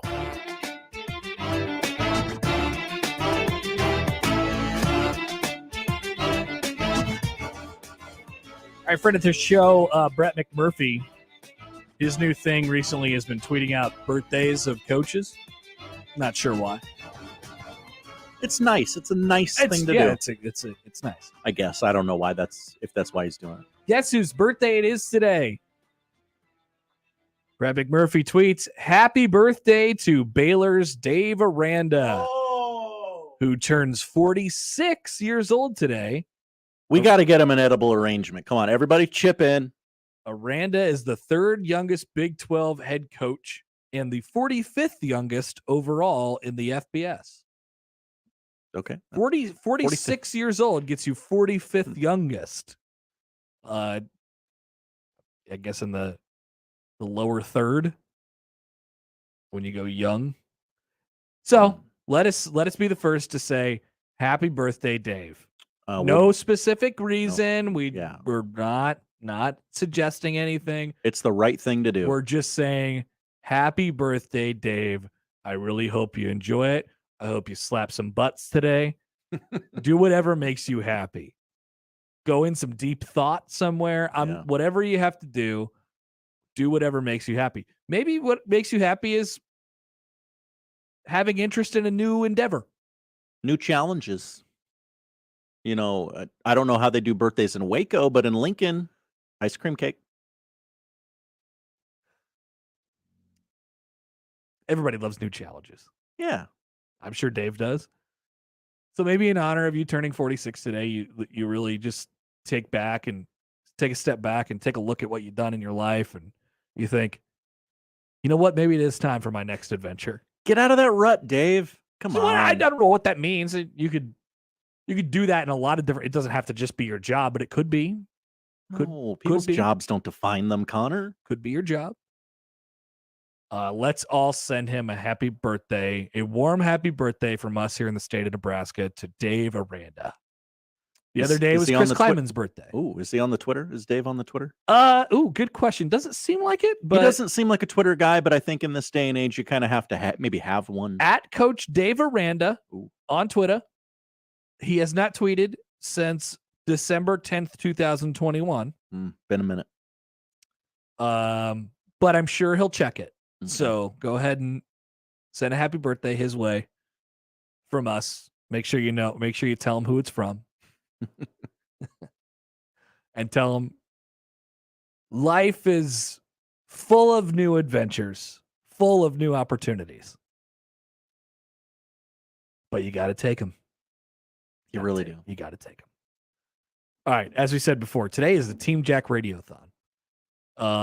Really special event, 10 years now in the running. And it's just a day where everybody could sort of come together and we could remember a lot of things that, Team Jack has been, a staple in the state for a long time now. So there's a lot of ways that you can get in touch and help. You can go to teamjackfoundation.org. You can donate there. You can call 855-RUN-JACK. That is the old school Radiothon way, if you'd like to do that. But our good pal, Jack Mitchell from our sister station in Lincoln, sat down with Boomer Esiason to talk about some of his endeavors in the field. The Boomer Esiason Foundation is a huge deal that's raised over $100 million, I think, for in support of hospitals and trying to find a cure for cystic fibrosis. The cancer community, kind of joining together. So here's Jack with Boomer. And it's always really good and touching stuff when Boomer gets to chat. Here he is. Thank you so much for having me. And I want to say this to everybody in the state of Nebraska. Thank you so much for supporting the Team Jack Foundation. It's a wonderful organization. It's an organization that essentially is still in its roots, and it needs as much funding as they possibly can get to continue to make headway against childhood brain cancer. And Jack Hoffman is a hero. His mom and dad are heroes, and certainly Andy has passed away. I know that last year, and it's just what has befallen this family and how strong Bree is and her shoulders.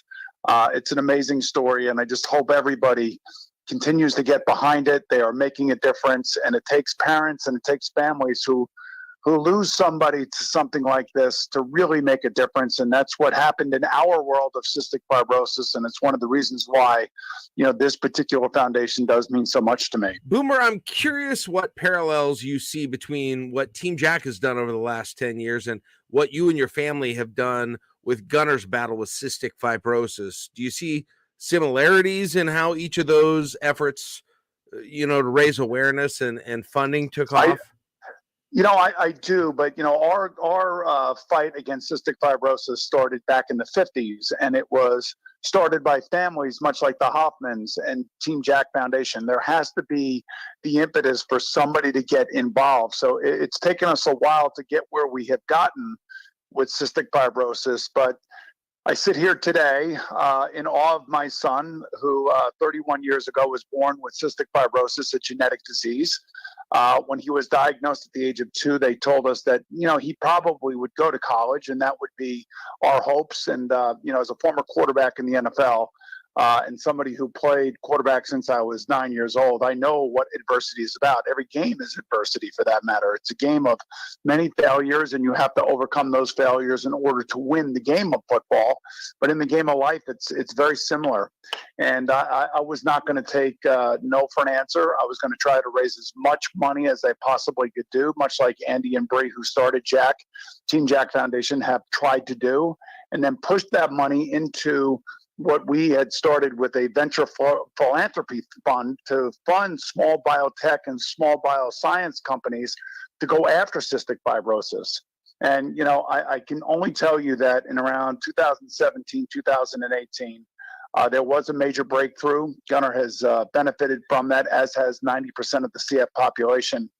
And Gunnar got married in 2020, and he and his wife Darcy had a son born in 2021 on Christmas Eve. His name is Casper. So Gunnar is my hero. Casper is our miracle, and this is why I hold out so much hope for people like Jack Hoffman, that someday brain cancer will be dealt with, much like we're dealing with cystic fibrosis, and kids can live normal, happy, and fulfilling lives. And Boomer, you had the chance to meet a lot of these kids earlier this year. When you came to Nebraska for the Team Jack Gala, can you tell us what that experience was like for you? It was powerful. We all had tears in our eyes listening to the stories. Obviously, Jack's story alone makes your heart break. There were 800 people that were jammed into the Cornhusker Hotel. It was remarkable. And you sit and you are amazed by these families and the strength that they show. And what the Team Jack Foundation has done is given these families hope. That's what our foundation was all about, was about inspiring cystic fibrosis people to be their best selves and to live their lives to be their best selves. And, that's what we have pushed for. I know that's what the Team Jack Foundation pushes for. All I can tell you is one of the most emotional dinners I've ever been to. And believe you me, I've been to thousands of them over the last 30 years. And everybody has a story. Everybody has a powerful story. And this one is truly powerful because no child should ever be left behind. And certainly no child should have to go through childhood brain cancer. As always, a great reminder. This day every year, a great reminder of, the Team Jack and all the stuff that's gone along with that, and a sort of a somber reminder of sort of what that family's been through, but a good one too, that, it's been a real, good opportunity, I think, for this state to sort of rally around that and that family. And we do it every year, and we're happy to help out any way we can. And, need your help as well. So once again, there's a bunch of ways that you can get involved here. I think the easiest way to probably do it is go to teamjackfoundation.org/radiothon. A couple, donate buttons on there. Right there. You can call up the number as well, 855-RUN-JACKS. But it's a great thing every year, and sort of a day where we could all sort of come together on all of this stuff. We will come back. If you guys have any questions on that, we can try to answer them any way you can. But teamjackfoundation.org/radiothon is the best way to go there. All right, we'll come back. We still have the odd news coming up. Sam's not going to join next. He'll join us in the 1 o'clock hour. We'll come back with more on 1620 The Zone. It's Team Jack Day in Nebraska. Today's the day to join the fight against pediatric brain cancer. Become a champion for a cure today by donating $20 per month. And to say thanks for 10 years of generosity, Team Jack has plenty of prizes up for grabs today. But most importantly, you'll be helping Nebraska kids in their fight against brain cancer. It's the 10th annual Team Jack Day. Visit teamjackfoundation.org to make a donation or call 855-RUN-JACK right now. Your Omaha area forecast from the Godfather's Pizza Weather Center and KETV News Watch 7 on 1620 The Zone. Becoming breezy Thursday with south to southeast wind picking up in the morning, gusting 20 to 25 miles per hour throughout the day. Expect plenty of sunshine once again with highs in the mid-70s. I'm meteorologist Sean Everson from KETV News Watch 7. Join Genesis Health Clubs for 36 cents for their 36th anniversary and get the rest of the year free. Woodhouse Ford is your certified Ford dealer, serving drivers throughout Nebraska for 47 years. Our commitment to our customers continues well beyond the date of purchase. You will leave our lot feeling comfortable and confident in your new vehicle. Customers have been relying on Woodhouse Ford since 1975 for high-quality vehicles, knowledgeable staff, and exceptional service. Experience the Woodhouse Ford difference and shop at one of our 3 locations in-store or online at woodhouseford.com.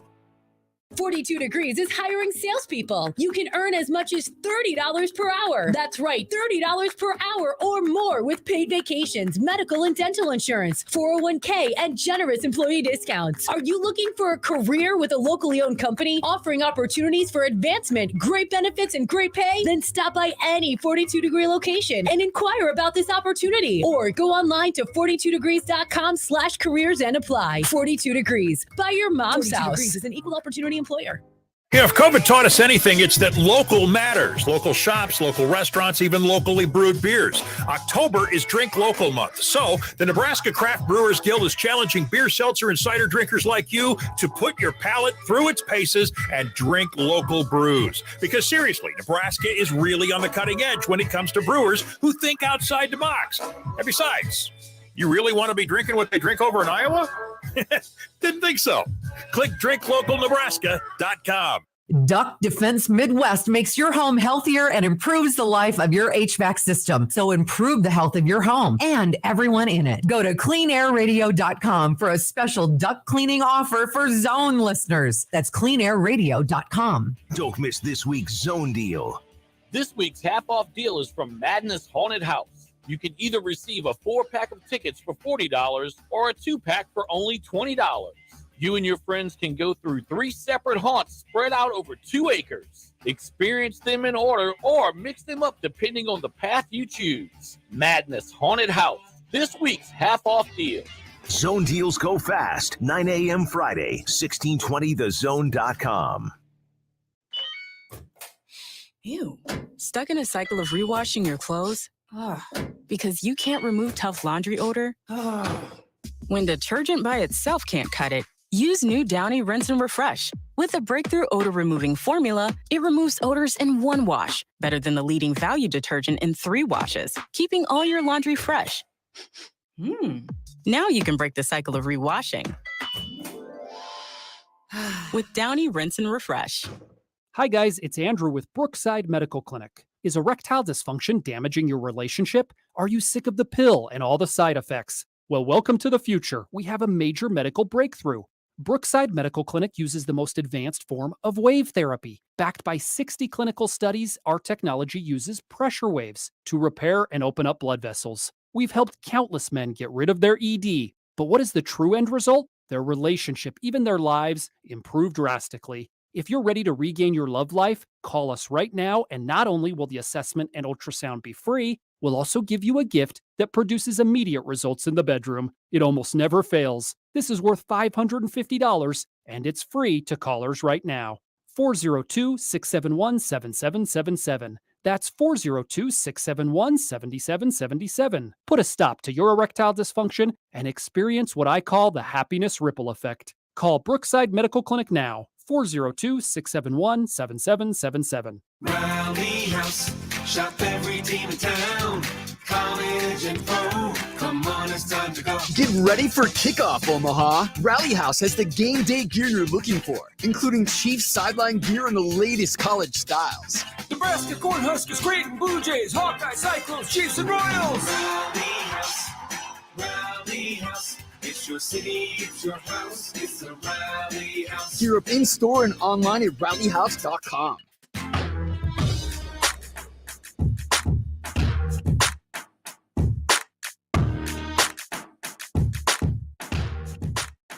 Connor Happer, Josh Hodson back with you in the Connor Happer Show at 1620 The Zone and 1620thezone.com. Yesterday, Northwestern showed us the renderings of their plan, which will come into shape soon here. Northwestern is going to tear down their existing stadium, Ryan Field, which is a trash can. Terrific. Garbage. Just a bunch of garbage. And they're going to just wreck that, which they should. And they are going to place on the site of where the old Ryan Field used to be a new version of Ryan Field, which will cost them $800 million.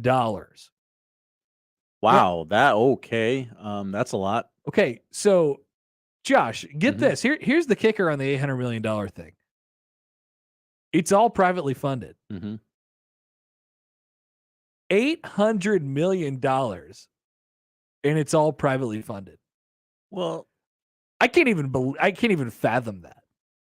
I mean, you got to take a look at the numbers. Mike Greenberg's annual salary at ESPN is $6.5 million.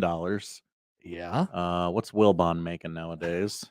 I don't think it's from Wilbon. You don't know. Well, I don't think it's from Wilbon or Greeny.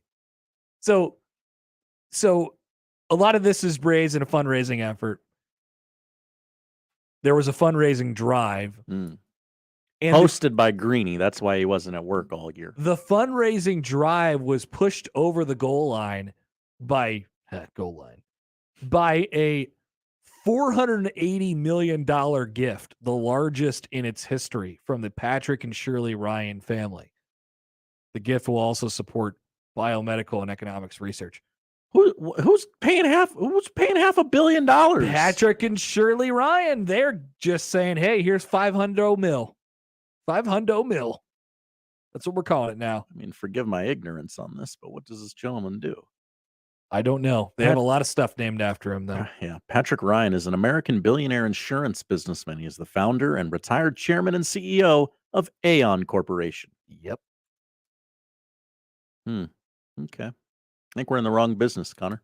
A $6.1 billion fundraising drive completed last year ensures developing the 35,000-seat stadium won't require taxpayer financing, hurt the university's research efforts, or come at the expense of students, faculty, and staff, according to school officials. Oh, he owns 20% of the Bears.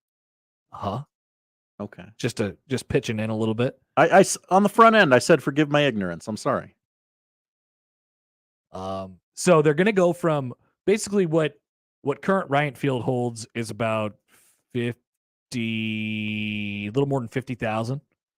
They're going to take it down to 35,000 at this new Ryan Field, which will be demolished. The old Ryan Field will be demolished after next year, gone, and we'll get into Northwestern's home over the next couple of years in between, because they're not going to have one. They're going to be homeless for like 3 seasons. Wow. Two They're or gonna three, be nomads? two or 3 seasons. So what? 20. They're going to be there in 23, gone in 24, gone in 25, and then hopefully they say it's open for 26. So maybe 2 years. 2 full seasons. I mean, Soldier Field's too big, right? I don't know what they're going to do.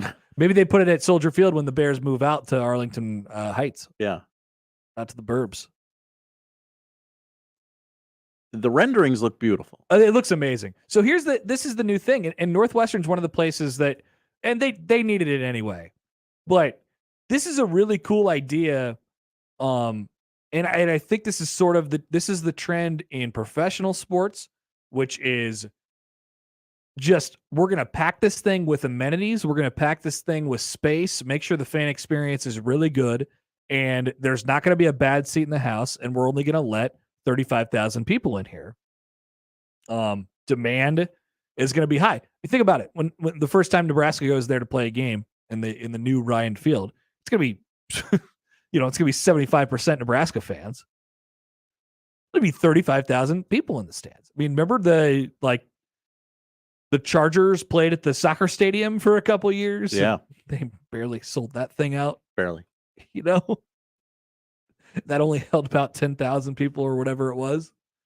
I mean, this is sort of the trend in new stadiums, and it makes you wonder about what Memorial Stadium is going to look like. Now, let's be clear, Memorial Stadium will not be demolished and then rebuilt in a couple years and will hold only 35,000 people at the end of it. You're going to put that on the board? No, I am not. But I do wonder what the capacity of Memorial Stadium will be after all this stuff is done.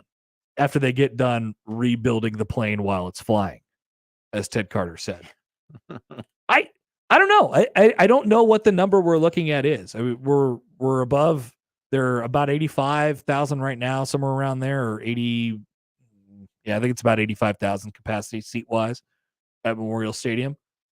If you put, if you're wiping out some seats and you're putting chair backs on everything and you're getting some more amenities in the park or in the stadium, like, I don't know, are we going to end up taking this thing down to 70?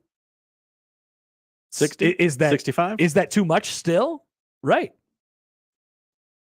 How can you modernize Memorial Stadium without doing what Northwestern just did or what they're going to do, which is wreck the entire thing and build a completely new stadium?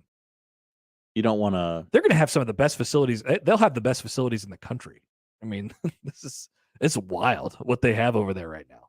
You don't want to take out so many seats that everyone goes, "Oh, I see what's going on here." You're taking a hatchet to your capacity so you can keep that sellout streak going. I see what you're doing, Nebraska. Chris emails in on the Equitable Bank inbox. He says, capacity 55,000 Memorial Stadium. The sellout streak lives. I do wonder what the future looks like for that. I think you're going to see that number come down. Absolutely. I mean, I don't know how much, but that's the question. That number's coming down. Mm-hmm. That's just how much. And what will the new... I mean, you see the renderings of this thing. It's going to be, like I said, there's going to be amenities everywhere, and it's going to be excellent for the fan experience. There's going to be tailgating areas.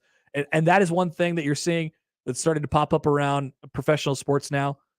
We're going to build a new stadium here. We're going to put it here. Maybe it's in the middle of nowhere, or maybe, we're renovating the current stadium that we live in, that we play in.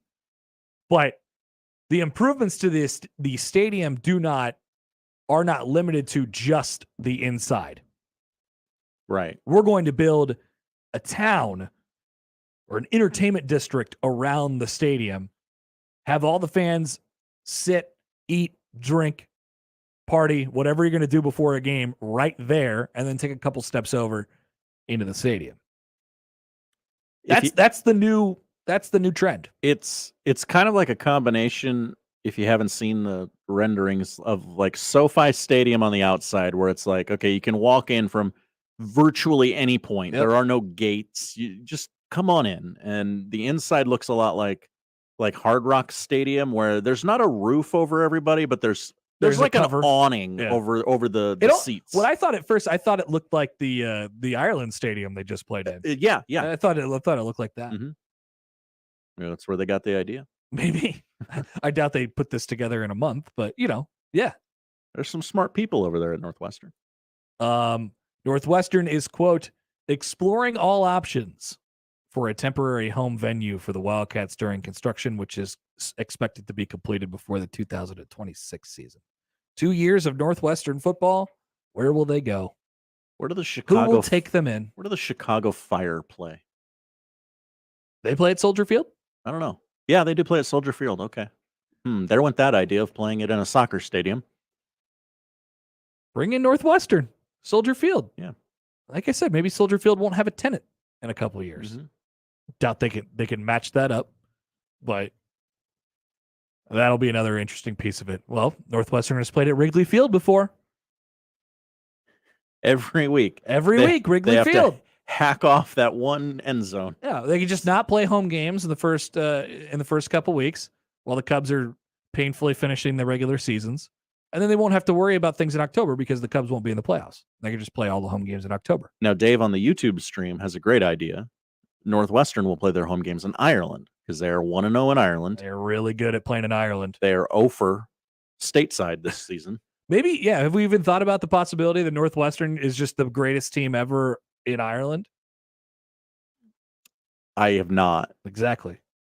Open your brain, man. Yeah. Open it up. That's some galaxy brain stuff by you. We'll come back with the odd news next on 1620 The Zone. Big names, big games. We've got them all. 1620 The Zone.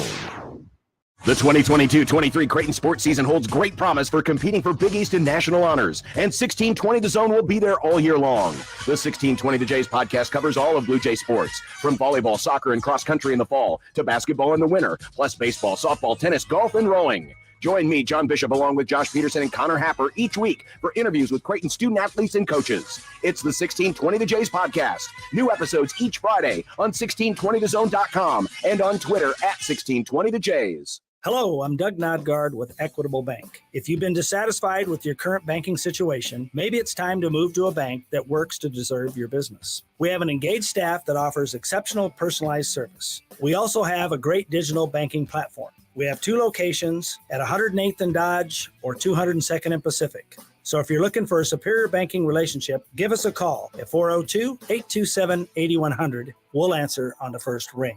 Equitable Bank, we take banking personally. Member FDIC. Employee onboarding? Automated. Customer support? Automated. What if you could automate all your company's routine operation tasks and do it easily? Lead management? Automated. With Zapier, you can. Zapier is the leader in no-code automation. Connect over 5,000 apps, automate almost any workflow, and streamline your team's performance without hiring a developer and with no coding required. That's right. Zapier's templates make it simple for you to automate anything in minutes, no matter your level of expertise. Zapier eliminates routine tasks and frees your employees to focus on the bigger picture. And with Zapier's advanced security features and annual SOC 2 audits, your data is safe and secure. See why thousands of companies, including Slack, Salesforce, and HubSpot, trust Zapier to automate their businesses. Even complex tasks? Automated with Zapier. Try Zapier for free today at zapier.com/radio.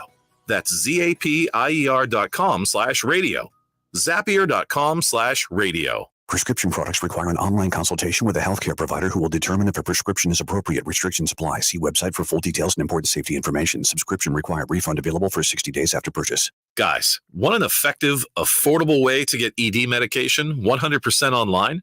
Whether you're looking for Viagra or Cialis, or generic medications as effective as Viagra but 90% cheaper, you can find it all through HIMS. HIMS is your go-to for doctor-trusted treatments to help you treat ED. Get ED treatment for as low as $3 per use and save up to $1,000 per month with generic for Viagra versus the brand name at 4hims.com/radio. If prescribed, your medication will be shipped to your door in discreet packaging. Do it all online. No in-person appointments. Get hard results with HIMS or your money back. Go to 4hims.com/radio to get your first visit free. That's 4hims.com/radio to get started free. forhims.com/radio.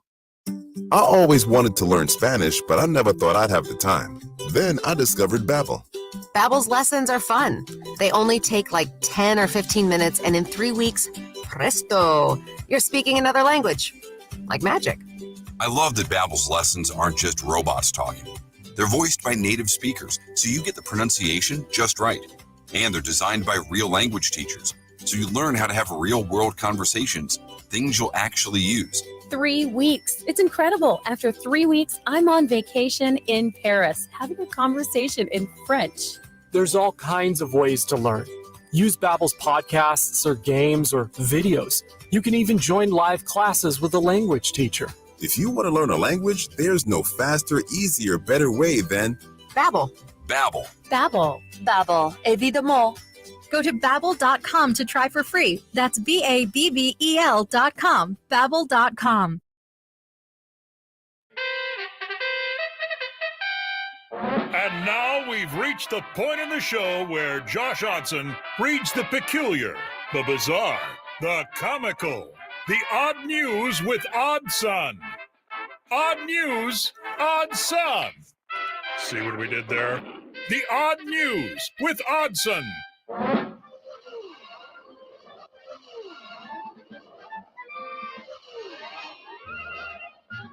All right, before we get to the odd news, a couple emails. Just play the what if game here real quick with the stadium.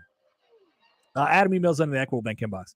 I've been saying for a while the Memorial Stadium in Lincoln is beyond remodeling. It needs to be torn down and rebuilt as a modern 65 to 70,000 seat stadium. It'll be an uncomfortable 1 to 2 years, but it needs to happen. Nebraska needs to contract with the Chiefs to play at Arrowhead during those seasons during the rebuild. Oh my God, you just got my brain really spun out of control here. So let's just say Nebraska, Trev was like, you know what? It's time to rip the Band-Aid. This thing is a piece of garbage. It's beyond repair. We're building an entirely new stadium. I don't know where they'd find the money to build a $1 billion stadium that would seat 65,000 people, because that's what you'd have to get. Mm-hmm. Considering the fundraising efforts to get $165 million to build their new facility were a little more difficult, I think, than anticipated. But let's just say they did. They had a Billy. They got a Billy.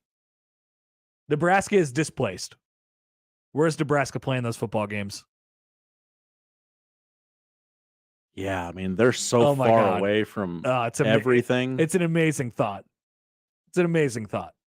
They'd have to do like a high school football barnstorming tour. Like, hey, today we're playing at Kearney High School. No way.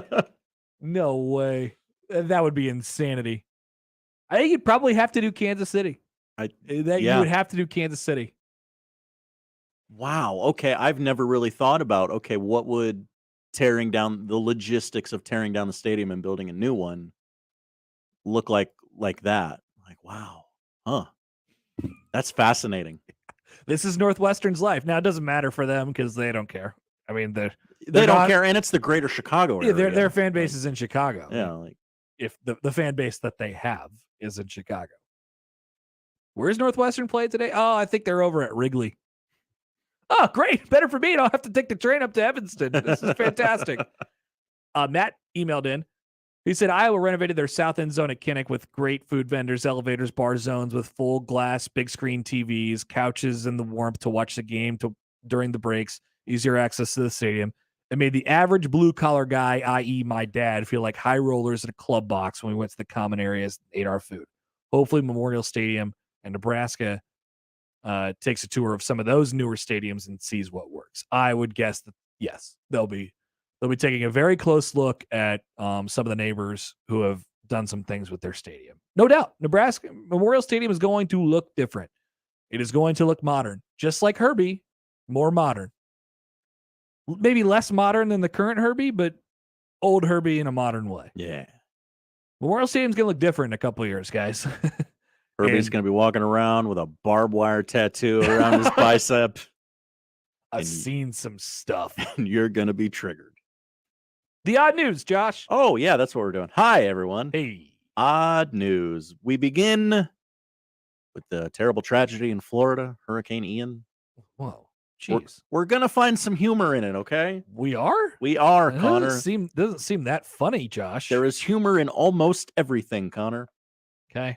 Is it about the idiots who went out in the ocean? No, this isn't about people surfing in a hurricane. I kind of hope they die.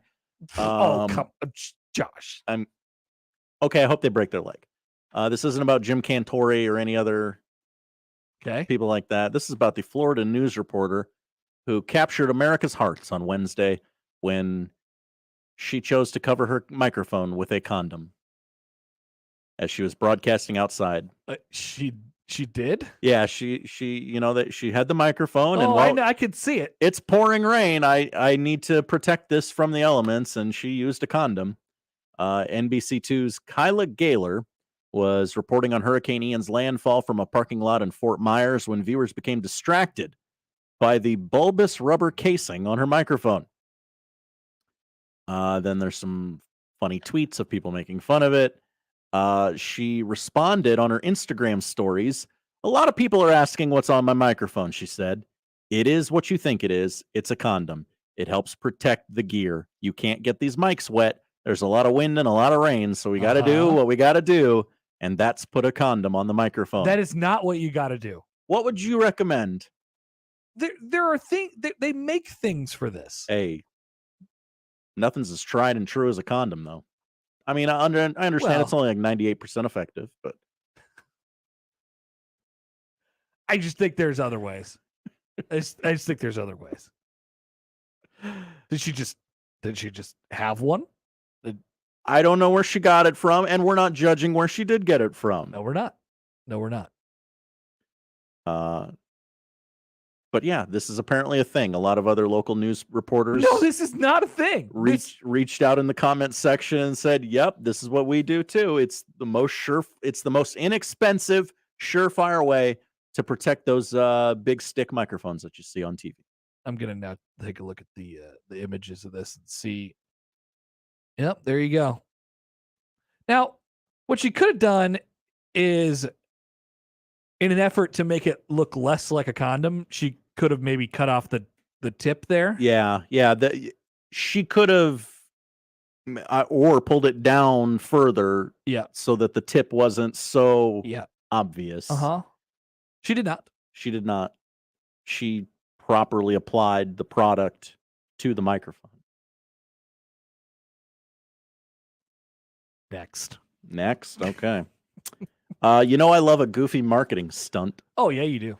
Well, CBS held one for the season 2 premiere of their sitcom Ghosts earlier this week.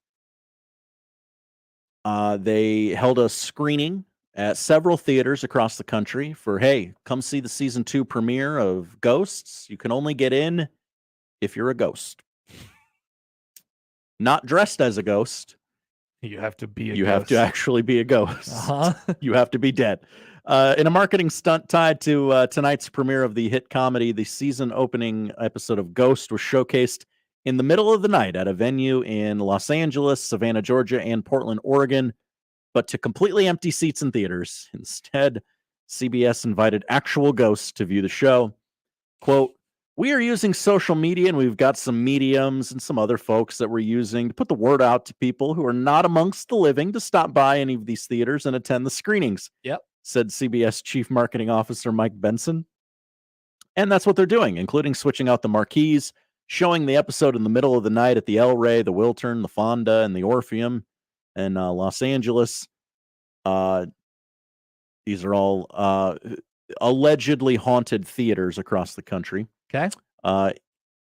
And the theaters love it because they're bringing an audience in at times that aren't competing with other living audiences. I have a lot of follow-up questions. This is ridiculous.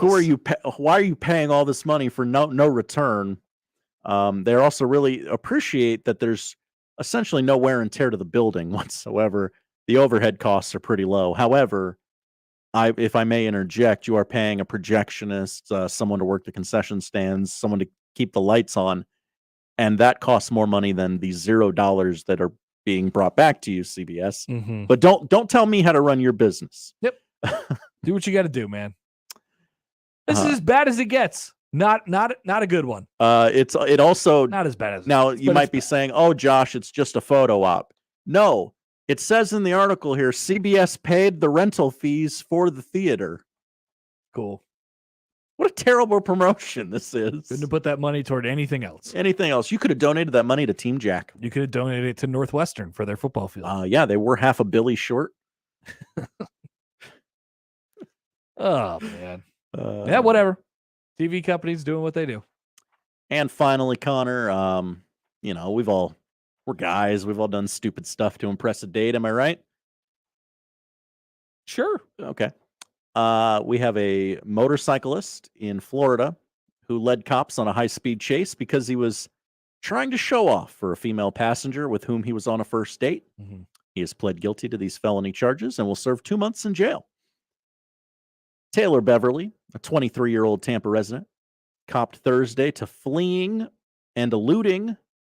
Those are charges in connection with a chase last year. In addition to the time behind bars, a judge has suspended his license for a year and ordered him to pay $700 in fines. Beverly blew a red light in front of a squad car. Police began chasing his 2017 Suzuki motorcycle which weaved in and out of traffic while running additional red lights and traveling well over 100 miles per hour, according to an arrest affidavit. While Beverly was fleeing, his passenger later told police she was screaming at him to stop, but he refused, referring to Beverly and the woman. A cop noted that this was their first date. Upon being apprehended at an intersection, Beverly confessed that he was trying to show off for his date. Sure. Beverly works at a roofing Not that company. cool now, are you? He has an extensive criminal record. No word on if there was a second date. You know, showing off, you could do it in a lot of different ways. Yeah. Running red lights in front of cops and fleeing the cops. Not the preferred method. Not really. I mean, I don't think so. I think the motorcycle was probably enough. You know, maybe tell a joke. I think if the cops get involved in your first date at all, if there are cops involved at all, what do you think the success rate is there? It's got to be pretty low. Yeah, we're talking 5% tops. Yeah, maybe even lower than that. So that's one thing you want to probably avoid on the old first date. All right, Josh, thank you. Thank you. That is the odd news. We'll come back. Why don't we spin the wheel? Why don't we spin the wheel a little bit early today? It's time. We have a new entry on the wheel today. It looks like Kentucky's Mark Stoops has joined in with quite an eclectic group on the wheel at the moment. It's a motley crew. We cannot spin the wheel and end up on Dave Aranda today in honor of his birthday because we've already done Dave Aranda. Correct. So we'll go to somebody else. We'll find out when their birthday is, and we'll wish them a happy birthday as well. Sort of breaking news. Chiefs Bucks in Tampa as scheduled, according to the NFL. Okay. Going on as scheduled. Well, that's good. I think. Yeah, as long as you can get people there, and as long as there's power for the. Right. Yeah. All right, so we'll have we'll spin the wheel coming up next here on 1620 The Zone. Football season underway, and now's the perfect time to download FanDuel, America's #1 sportsbook, because right now new customers get a no sweat first bet up to $1,000. That's free bets back if your first bet doesn't win. Just sign up with our promo code Happer, HAPPER. You can take a look at, some of the, take a look at the game we have going on tonight, Thursday Night Football, Miami, Cincinnati. But season-long stuff, parlays on the weekends, parlays in a single game. There's a beautiful little thing that they like to call the same game parlay. And we've taken advantage of it a couple times here. And we would encourage you to do the same as well. You can do all that on an app that's safe, secure, super easy to use. You get paid quickly as well. Sign up with promo code Happer, HAPPER, for your first no sweat first bet. That is promo code Happer. Make every moment more this NFL season with FanDuel, the official sportsbook partner of the NFL. 21 plus, present in Iowa. First online real money wager. Only refund issued is not withdrawable free bets that expire after 14 days. Restrictions apply. See terms at sportsbook.fanduel.com. Gambling problem? Call 1-800-BETS-OFF. Live from the Host Coffee Studio, this is 1620 The Zone. J-Tech Construction, the official exterior experts of the Huskers, offers exterior solutions that help you protect your #1 investment. Whether it's roofing and siding or windows and doors, they're committed to excellence, quality, and outstanding customer service in every step of the process. When it's time to protect the exterior of your home, your choice is simple. Turn to who the Huskers turn to, J-Tech Construction. Check them out online and schedule a free estimate today. J-Tech Construction, the official exterior experts of the Huskers. At Dingman's Collision Center, you voted them first place in Best in Omaha for the past 17 years. So they want to say thank you for choosing the Dingman family and their incredible technicians to repair your vehicles. At Dingman's, they'd rather be the best than apologize for anything less. News Talk 1290 Coil is your home for Omaha Maverick hockey all season long. Don't miss a single puck drop, power play, barn burner, or any of the action this season. Your home for Maverick hockey, both home and away. News Talk 1290 Coil.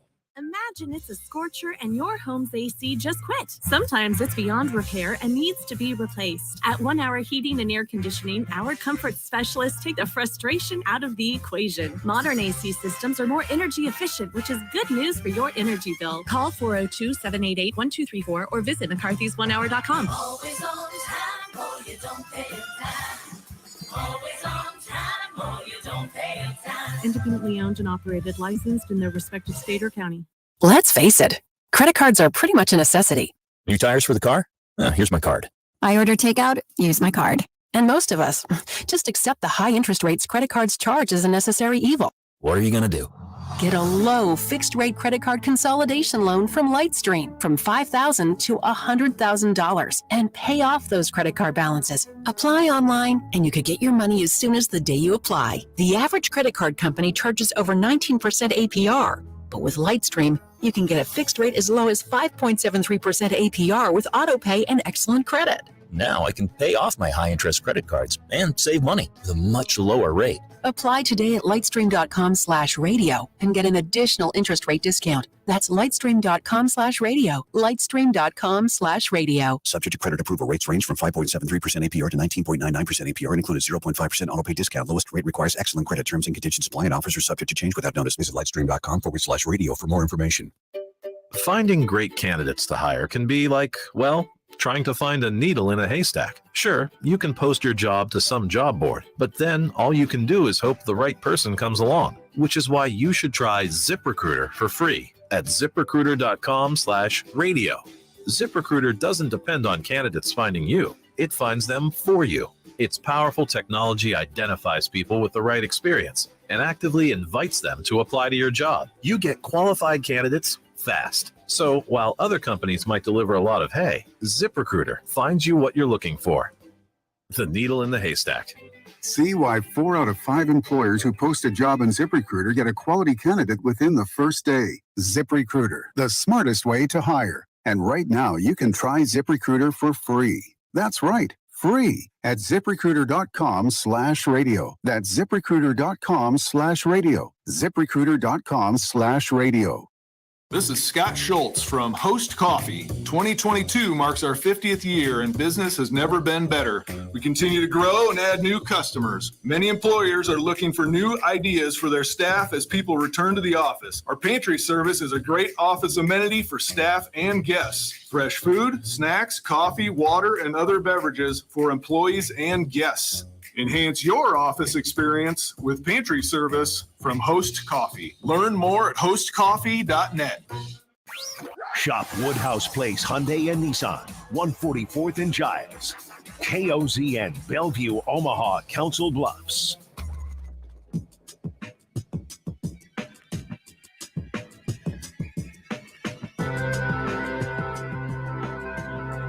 All right, Josh is getting the wheel. We're going to spin it here momentarily on our wheel of coaches. And what is it, Josh? Like day 15 or something like that? We're close enough. 11? That's right. We started a couple Thursdays Feels like ago. a lifetime ago, doesn't it? It does. We're only 11 spins into this thing.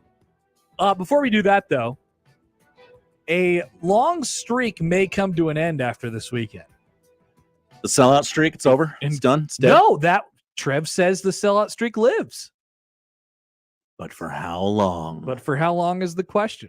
It'll live at least another 4 weeks. Nebraska doesn't play a home game until the end of the month against Illinois. And we'll check in again. But no, not that streak. Another long streak, not quite as long.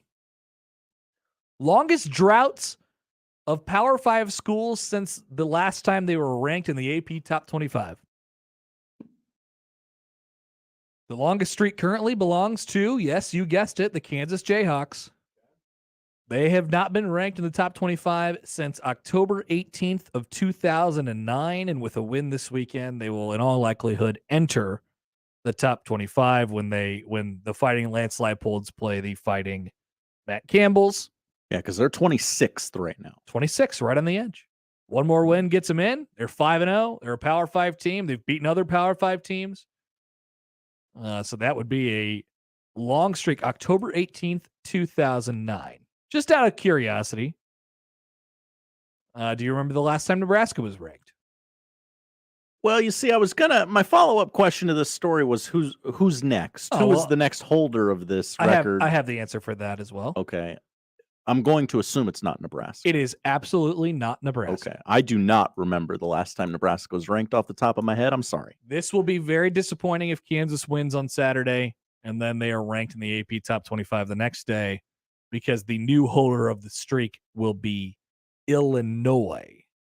Oh, okay. They were Okay. last ranked on October 16th of 2011. It's been 10 years for almost 10 years for Rutgers, who was last ranked in 2012. It's been 9 years for Oregon State, and it's been 8 years for Vanderbilt. I believe that was in the James Franklin era at the end of the season in 2000 at the end of the 2013 season, January 7th, 2014. Nebraska was ranked 25th. Remember when they lost to Colorado in September of 2019? Okay. For the record, Never that since would have then. been my guess, but I do not remember. Do we remember the last time they were ranked before that? That might be a while. There you would have to go back a few years. Okay. It would be 2000. Yeah, it would be the end of the 2016 season. Just looking at it right now. Nebraska was ranked 24th when they played Tennessee in the Music City Bowl on December 30th of 2016. Gaylord Hotel's Music City Bowl. They were ranked as high as 7th in the AP poll that year before they lost to Wisconsin in overtime, a game that featured not a pass interference call. And I believe they were 7th in the initial college football playoff poll that year. That was the one and only time they have been ranked in the top 10 of the college football playoff poll in their history. So Nebraska's been ranked since 2007, since the beginning of 2017, for a grand total of 2 weeks. Okay. And that would be preseason 24th before they played South Alabama.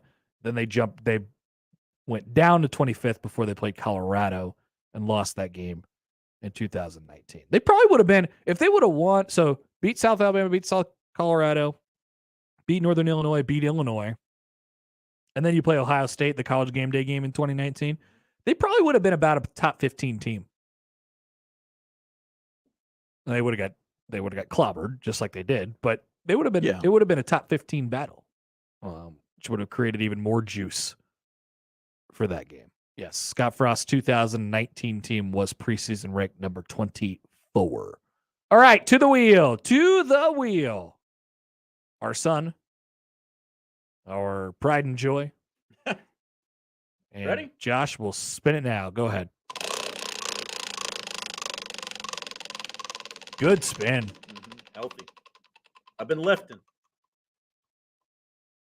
Oh, okay. Man, it really wants to land on that spot because that's the second time now it's been in between Sean Payton, aka Kevin James, and Coach Prime. Remember a couple days ago, it was so close to landing on Coach Prime. Yeah. I mean, these artist renderings of Sean Payton and Coach Prime are beautiful, and I understand why the wheel would not want to let them go. But instead, it has landed on the in-between. And the in-between is Wyoming coach Craig Bull. This is going to be a bummer. It's an interesting name. Not going to be the head coach here. No. Not going to be the head coach here. But here are the resume parts before we grade him. Top of that resume is that he knows Josh Allen. It's pretty good. Yep. Mm-hmm. I agree. Okay. Close to the top there. Also at the top of the resume, if you're including the Nebraska job, he is 64 years old. He was born in Lincoln, Nebraska. Coached here from 1995 until 2002. Record as a head coach at the Division I level. At the power FBS level, 48-52 is his record at Wyoming. Overall, he's 152-84, 13-1 in the Division I playoffs, in the FCS playoffs. That meant he won 3 national championships at North Dakota Sate. 3 Missouri Valley championships, all during the same time stretch from 2011 to 2013. He was the head coach at North Dakota State from 2003 to 2013 before he handed off to Chris Kleiman, and then he handed it off to Matt Entz, and both of those guys are on the wheel too. Was he the architect of that Bison dynasty that is still going? He was indeed. Okay. He took over as the head coach in 2003. They were good, not great. They moved from the Great West Conference to the Missouri Valley in 2008. There was an adjustment period. They went 6-5, 3-8, and then 9-5, made the playoffs in 2010, and then won 3 straight national championships after that, and then he left. He was a GA at Nebraska from 81 to 83. Then was a assistant coach at a whole bunch of different spots, including North Dakota State, Tulsa, Wisconsin, Rice, Duke, then back to Nebraska. Eventually became their defensive coordinator in 2000. Was fired after 2002 by #Steve Peterson, and then took over at North Dakota State in 2003, and has been the head coach at Wyoming since 2014, where he's amassed a record of 48-52, 28-35 in conference, one divisional championship in the Mountain West, no conference titles. And do we have a bowl? 3-1 in bowls at 3-1 in bowls. 2 famous Idaho Potato Bowl championships. Yes. Famous Idaho Potatoes twice, Arizona once, and Poinsettia once. Would be his loss. But yes, you are right. He did coach Josh Allen. Kent tweets in first before we do this on the JTech Constructions on Twitter feed. Okay, before we go down the bull path, do people forget and understand how bad his defense here was when he was the defensive coordinator? I'll pass. It doesn't matter. He's a Nebraska guy, and that's apparently the most important thing a coaching candidate can have. To be very, very clear about this immediately, we're going to do the bit because we do the bit. Craig Bull's not going to be the coach here. Not going to happen. But we will talk about his candidacy because this is the bit. But the ties, Connor, the ties. The ties. He's got the ties. We're over that part, right? The ties don't matter anymore? I don't think everyone's over that. I honestly don't. Need a guy with ties. He needs to get what Nebraska is. No, he doesn't. No, win some damn games. I will say this on the other side: it doesn't eliminate you just because you do have ties. Well, sure, absolutely. I'm not going to play the Scott Frost card and be like, yeah, well, I just think that look, he knew what was going on here. He should have known how to win here, and it didn't happen. So then you can't hire. No, that's not true either. It would be impossible to teach anyone anything about the history of Nebraska football if they take this job. Report card, gettability, likelihood he would leave current spot for Nebraska. Craig Bull's gettability would be a 5. Yeah, I think if asked, he would definitely accept. I believe so too, but he is 64 years old. I don't know. Maybe there would be a sense of like, I don't know how I feel about that place. Maybe I can take one run at it. I think it's a 5. You could maybe convince me into a 4. Fan buzz if hired. Not all buzz is good buzz. They'd be buzzing all right. This is. I think I mean this question in a positive way. Yeah, I think that's the intent of the question. So 1. Could you convince me at 2 because the people will be really jacked about a guy with ties or whatever? Guy who coached under Solich. He built Nebraska. He built North Dakota State. Yep. He can build this. Guy who coached briefly under Osborne. Might be able to convince me of a 2, but I'm going with a 1. Recruiting acumen. Ooh, I don't know if he definitely recruit a lot of Midwest guys. In Wyoming, they've plucked a couple guys from the Nebraska area. He can recruit. He can recruit linemen. Yeah. And as I've always said, I think you already get a certain amount of recruiting acumen just when you take the Nebraska job anyway. You do okay. You're going to do okay. I don't think it's a 5, but I don't think it's as bad as, I think you can run. let's run up to a 3 here. Okay. 3 is basically the starting point with this one. And then you go up or down for there. And I don't think it's going to be difficult to go down. Projected success, would it work?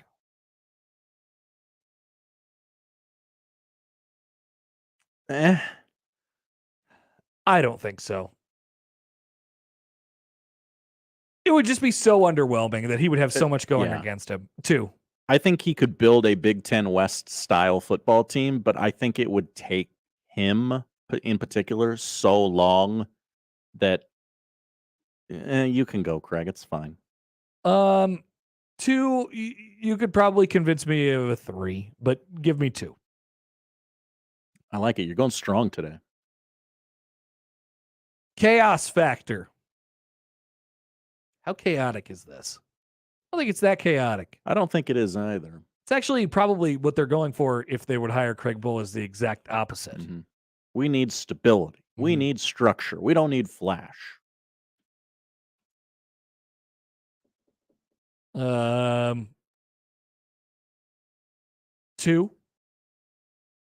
I like 2. Would scare divisional opponents. Huh. Now, Nebraska would certainly, and you want to talk about being a developmental program, they would certainly be that. What would Kirk Ferentz say? They would recruit a lot of Midwestern guys. Craig Ferentz would be very he'd be very wary of this. Now they get a leg up. This could actually this is like a 3. Yeah, I don't think fans would be like super excited about this, but I do think the coaches within the division would go, yeah. Oh, is he going to take my lineman from me? Yeah, he would build it in the mirror image of that. Yeah. Yeah. Yeah, 3. Salary command, like 2. He's making 1.5. He's making 1.5. He's under contract through 2024.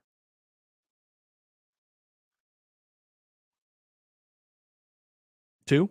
Does that seem right? Yeah, I'm sorry. And awkwardness at opening press conference. I guess there's 2 more after this. Awkwardness at opening press conference. Not terribly awkward. Yeah, this has got to be pretty low. 1 or 2? Yeah, I would say 1. 1. 1 it is. Readiness for the job. No Power 5 experience. No Power 5 head coaching experience. Has been at Nebraska before, though. Sure. Understands the situation. Has been at Wisconsin. Has won national championships. This is 3. Okay. This is 3. There's going to be a level of, I'm not sure. This might be too big for him, but also he's been around for a long time. Almost a Mike Riley, if you will. Never this big of a job, but he's done it before in other places. Mm-hmm. Was Mike Riley ready for this job? In some ways, yes. In some ways, no. And finally, fit with Trev. And I think this is sneaky high. Trev has made it very clear over the last couple of days of what he's looking for, and he's talked about it in the Big Red Breakfast this morning. Quote, we need to be the premier developmental program in the Midwest, if not all of college football. Perhaps we've lost our way in our absolute commitment to elite development. Well, Craig Bull fits here pretty good, actually.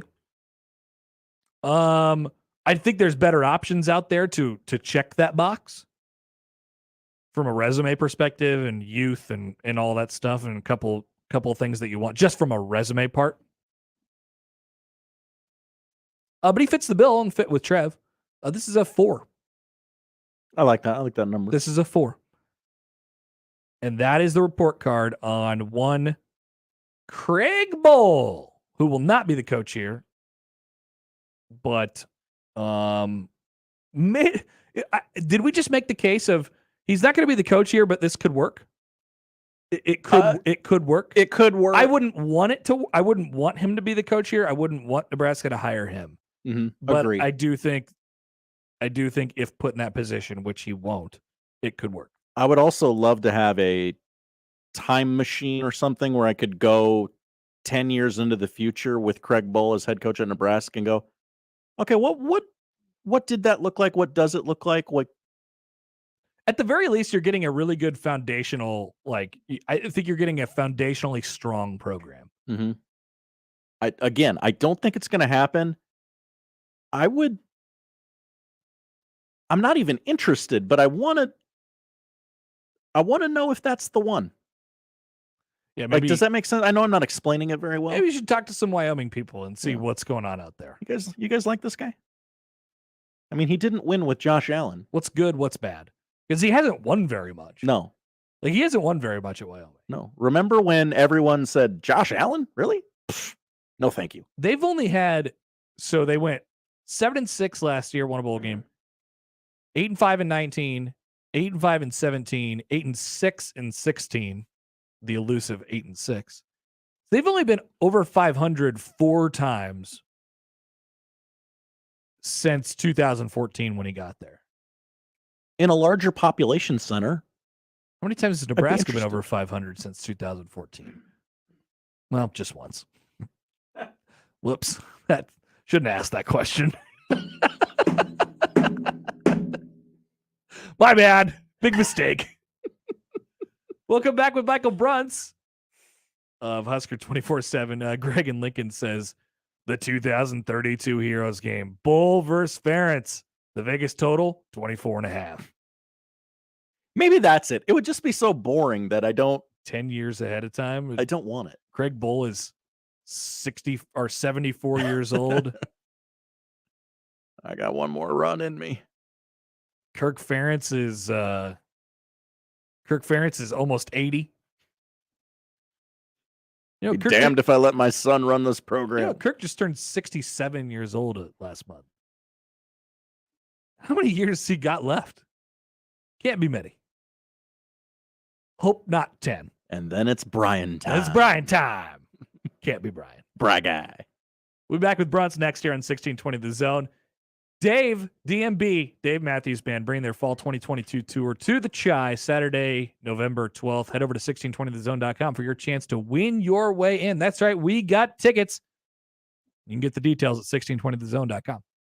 Previously on Unsportsmanlike Conduct. I had a lot of folks come at me yesterday saying that, well, don't you remember what Trev said? Trev said, I want a guy who hates to lose more than he loves to win. That's Urban Meyer. But when losing eats away at your soul so much that it might cause you to do bad things, that's a character flaw. The way to clean up a car crash is not to create another car crash. Unsportsmanlike Conduct with John Bishop and Josh Peterson. Weekdays 2 to 6 on 1620 The Zone. Your Omaha area forecast from the Godfather's Pizza Weather Center and KETV Newswatch 7 on 1620 The Zone. Mostly sunny skies stick around Thursday afternoon with highs today into the low to mid 70s. Do expect breezy winds, though, out of the south-southeast, gusting up to 25 to 30 miles an hour. Clear skies tonight will become partly cloudy by tomorrow morning. Overnight lows into the lower 50s. I'm meteorologist Caitlin Harvey with KETV Newswatch 7.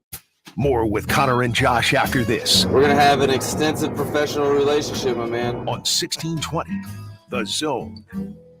Join Genesis Health Clubs for 36 cents for their 36th anniversary and get the rest of the year free. Email any of our shows anytime into the Equitable Bank inbox. At Equitable, we take banking personally. For me, John at 1620thezone.com. The Equitable Bank inbox from 1620 The Zone. Husker football season is underway, and my friends at Tickets for Less are here for all your Husker ticketing needs, home and away. You want to secure tickets for the next game, or you need to sell your seats for a future game, Tickets for Less can help. Shop the best selection of Husker tickets now at ticketsforless.com, or you can call and order over the phone at 402-398-1999. If you love your Huskers and saving money, ticketsforless.com should be your go-to spot. With no per-ticket fees, you can always save big over the competition. Shop today at ticketsforless.com. Vince Ginta breaks down the Oklahoma game and previews the Indiana game tonight at Holy Ghost Church on 52nd and Q. Doors open at 5, program starts at 7, and it's only $10 for adults and $5 for children. Sponsored by Beer City and Mama's Pizza. Ray Magliozzi here for eBay Motors. Okay, easy now. You're teaching your kid how to parallel park. Ouch! Turns out he likes to do it by feel. Don't worry, eBay Motors has bumpers, taillights, trunk lids, license plate holders, 122 million parts. Pull up just a little bit. And headlights. They've got lots of headlights. Get the right parts at the right prices. eBay Motors. Let's ride. Terrors of the night stalk among the trees. Waiting in the distance. A shriek. Laughter. Then, silence. It's the season of darkness at the Ranch of Terror and Haunted Hayride. Spend an hour with nothing to protect you but your own screams. Bring your group and witness unspeakable horrors that test every fiber of your nerves. Hayride and house combo $25 or $15 separately. The Ranch of Terror and Haunted Hayride. BellevueBerryFarm.com. Prescription products require an online consultation with a healthcare provider who will determine if a prescription is appropriate. Restrictions apply. See website for full details and important safety information. Subscription required. Refund available for 60 days after purchase. Guys, want an effective, affordable way to get ED medication 100% online? Whether you're looking for Viagra or Cialis, or generic medications as effective as Viagra but 90% cheaper, you can find it all through HIMS. HIMS is your go-to for doctor-trusted treatments to help you treat ED. Get ED treatment for as low as $3 per use and save up to $1,000 per month with generic for Viagra versus the brand name at 4hims.com/radio. If prescribed, your medication will be shipped to your door in discreet packaging. Do it all online. No in-person appointments. Get hard results with HIMS or your money back. Go to 4hims.com/radio to get your first visit free. That's 4hims.com/radio to get started free. FORHIMS.com/RADIO. Rally House, shop every team in town. College and pro, come on, it's time to go. Get ready for kickoff, Omaha. Rally House has the game day gear you're looking for, including Chiefs sideline gear and the latest college styles. Nebraska Cornhuskers, Creighton Blue Jays, Hawkeye Cyclones, Chiefs and Royals. Rally House, Rally House. It's your city, it's your house, it's a Rally House. Gear up in-store and online at rallyhouse.com. Cubby's supports the PACE program with Raise Some Dough. For every large pizza sold at Cubby's in the Old Market, Cubby's gives $1 to the Police Athletic League, serving at-risk and disadvantaged inner-city children with athletic and educational programs. PACE has over 5,800 program participants. The league reaches kids that would not normally be able to participate in athletics like soccer and baseball due to financial situations and family dynamics. PACE wants to give every kid the opportunity at athletics and a healthy and safe environment. If you'd like to support PACE too, go to paceomaha.org.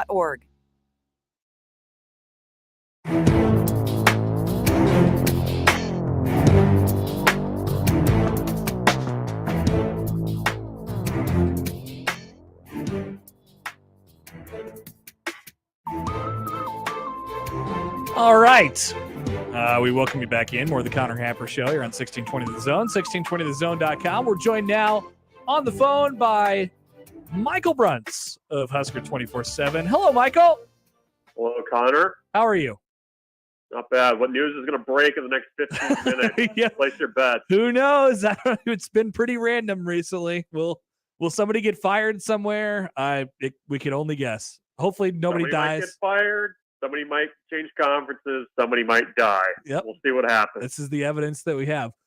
Okay, so we just spun the wheel of coaches, and we landed on Craig Bohl, and we discussed Craig Bohl's candidacy, which he will not be the next coach at Nebraska. But somebody Is there candidacy? No, there's one? there's no real candidacy, but we threw like Okay. 55 names into a hat, and then we pull, we spin the wheel every day, so we have to entertain it. So we did. And someone emailed us afterwards and said, basically, if Craig Bohl has more success at Wyoming, is he like the obvious candidate for this job this time around? How much success at Wyoming? Like, what's success at Wyoming? Like, if he's won multiple Mountain West Conference titles, Yes. Like, Yes. how old is Craig Bohl? I don't know much about Craig Bohl this time around. Craig Bohl is 64. Okay, so he's like about a year older than Kyle Whittingham. But Craig Bohl, he's known for being a developmental guy, going to build around the lines of scrimmage. He's gotten Midwestern guys. He knows what a Midwestern program I think looks like. Yeah, I don't. I feel like if Craig Bohl had more success at Wyoming, Craig Bohl would still be coaching at Wyoming. Is that fair? No, it's totally fair. Yeah. Because I think that's probably where I would. I don't know how much people would be clamoring for Craig Bull. I don't think even if he had success. He only made the list of names because we were just taking suggestions one day, and he was like, "Hey, Nebraska ties, we got to throw them in there, right?" Yeah. That's true. I think Mike Grant is on his staff up there too, if that's worth anything. Sure. So, but I would. I don't think that would be somebody that I would entertain, probably, even with success. Did you wish a happy birthday to Dave Aranda on Twitter today? How old is he now? I did not. Dave Aranda turns 46 today. 46. Okay. Coaching ages fascinate me. And some guys you just like you don't assume they're as old as they are. Like I love Kyle Whittingham as a coach. It floors me that he is currently older than when Nebraska hired Mike Riley. It's insane. Yeah. So I don't know. It's I'll have to send Dave Aranda a belated card though. That's an oversight on my part. But I do think probably out on Craig Bull to your initial question. I would not. I'm not flight tracking anything from Laramie to Lincoln. Okay, yeah, no, I don't think we were either, but just wanted you to weigh in on it. Maybe there's an alternate reality, an alternate realm where something happens. Who knows? That's John Cougar Mellencamp Oscar territory, I think. Yeah. Well, you got to bet it. If the odds are on the table, you got to bet it. Okay, Bruntz, what do you think when you start to take a look at Nebraska and Indiana this weekend? Like, how do you even start to sort of parse through this one? Given that I think we have a good idea of what Indiana wants to be, but maybe we have less of an idea of how Nebraska wants to play this thing. Yeah, is that an advantage to Nebraska? Is that you've got a little bit of the mystery there? I guess so, maybe. I'm assuming that we're probably going to see a lot of plays in this game. I'm expecting like a 4-hour game. I'm eager to see what Nebraska is going to do defensively, because that's kind of the biggest wild card, is how much do you keep of what Eric Chinander was doing? How much do you try to overhaul, especially coming off the bye week? Because I think that was the biggest benefit to Nebraska, is all of a sudden you had a week to kind of sit back, self-scout. I think probably you're going to see some different things offensively, some things that have not worked. I hope that reverse, that they keep trying to run to Trey Palmer, hit the cutting room floor in the bye week as an example. But I think that, for Nebraska, and I think defensively, you've got to try to find a way to get guys more aggressive. And I don't know if you scheme that. I don't know if that's an attitude thing in practice that you're emphasizing personnel or what, but the first 4 games of the year, Nebraska was just playing on its heels defensively the entire time. They weren't forcing the issue, and you've got to figure out a way to change that, because you just can't sit back and let Indiana tempo you to death and hope that you can, get off the field that way. So the defense is a mystery to me. Offensively, I think it's going to be a little bit more slower paced than what they tried to run against Oklahoma, because I don't think a track meet benefits Nebraska at all in this game. I have some concern about their offense going forward, in that, number one, we don't really know what it's going to be or what they can do and really what they can do well. I don't know if it's greater than my concern of what their defense has been so far this year, but I don't know. It's been sort of a troubling last couple games on the offensive side of the ball when you compare it to the start that they had and how good it was. Yeah, well, and I mean, you kind of know what the defense, like how bad it can be. I mean, it can certainly be worse, but not much worse. And I think that's probably, you know that's a known. You kind of know where your baseline is there and where you're trying to move from. But the fact that the offense has been a little bit of a moving target, you're right, is a little bit concerning. And you wonder, with this new offensive line that they're rolling out with the injuries and having Piper in there at guard, are you going to be able to move the ball on the ground against Big Ten defenses? I mean, they did against Northwestern enough to win. Indiana's going to try to do some things up front to confuse them a little bit, but that seems to be what's given Nebraska the issues, is Mark Whipple says it wasn't guys just being manhandled, but guys not knowing who to block. So maybe that gives you a fighting chance to clean that up. But I think you do have to kind of find something that you can hang your hat on a little bit in the run game, especially. A lot of Anthony Grant probably having to do it on his own, but that just might be who you are offensively this season. How much Big 12 football have you been watching / will you watch in the next couple weeks? I caught a fair amount. I watched probably more Big 12 football in the last 10 days than I've watched in the last 4 years. But I'm a big Pac-12 Mountain West guy. That's right. So I've moved my time frame earlier in the day and shifted my regional attention to the Midwest. Wait, so I thought you would interesting one this week. I thought you would come back with some Pac-12 coaches like, hey, are you all on board the Kalen DeBoer train, or since you're the resident Mountain West guy or Pac-12 guy? I don't think that there's somebody in the Mountain West right now. Blake Anderson's intriguing, but I don't know that works now. I've even when DeBoer was at Fresno, I was kind of towards the front of the in the locomotive part of the train, maybe starting to shovel some coal in it. And I think what he's done at Washington already, I don't know that Michigan State's as good as maybe what we thought preseason, but the way that Washington went in and dominated them, that got my attention. And he develops quarterbacks, and he's a good quarterbacks coach.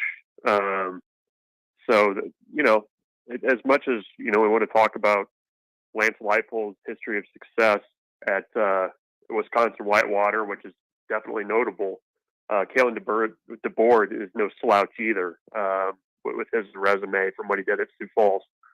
Could Kalen DeBoer bring Michael Penix with him? And so I was thinking about this week package deals of coaches, and they could bring their quarterbacks with them. Like Lance Leipold is intriguing because I like that Jalen Daniels guy. Like, this is a thing we actually have to think about now. I don't know. So Michael Penix played in 3 games in 2018, redshirted, 6 games in 2019, and then played the full season of 6 games in 2020. Just 5 games last year, and now 4 so far this year. He's never played a full season of college football before. He's a junior technically because of the COVID year. This is what we need. This is the new thing. We need Kalen DeBoer and Michael Penix. Yeah, no longer are you concerned about which assistants are coming with you, but it's which 9th-year quarterback can you bring along. That's right. To plug into your roster right away. This is a real thing. Yeah, well, he's transferred twice, and I'm trying to think of the other guys that are out there. The kid at Kansas, he's transferred a couple times, right? That would be his second transfer. So this is, Penix has only gone from Indiana to Washington. Okay, but a hypothetical, this would be his second transfer. Correct. Oh, correct. Yes. Okay.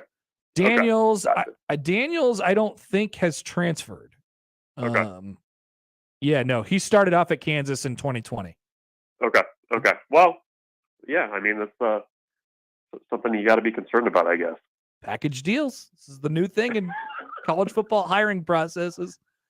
In 2022 and beyond. All right, Bruntz, we'll let you go. I don't see any breaking news. Everybody seems to be healthy, in place. Nothing crazy happened in the last 10 minutes. So I think we're okay.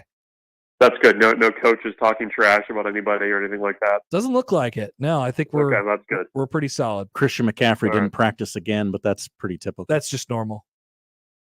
That has implications, though, right? Yeah, if you're a Christian McCaffrey fantasy guy. Yeah. That's about it. Okay. All right, Bruntz. Talk to you later. All right. See you guys. Michael Bruntz of Husker 24/7. Everybody okay? In place?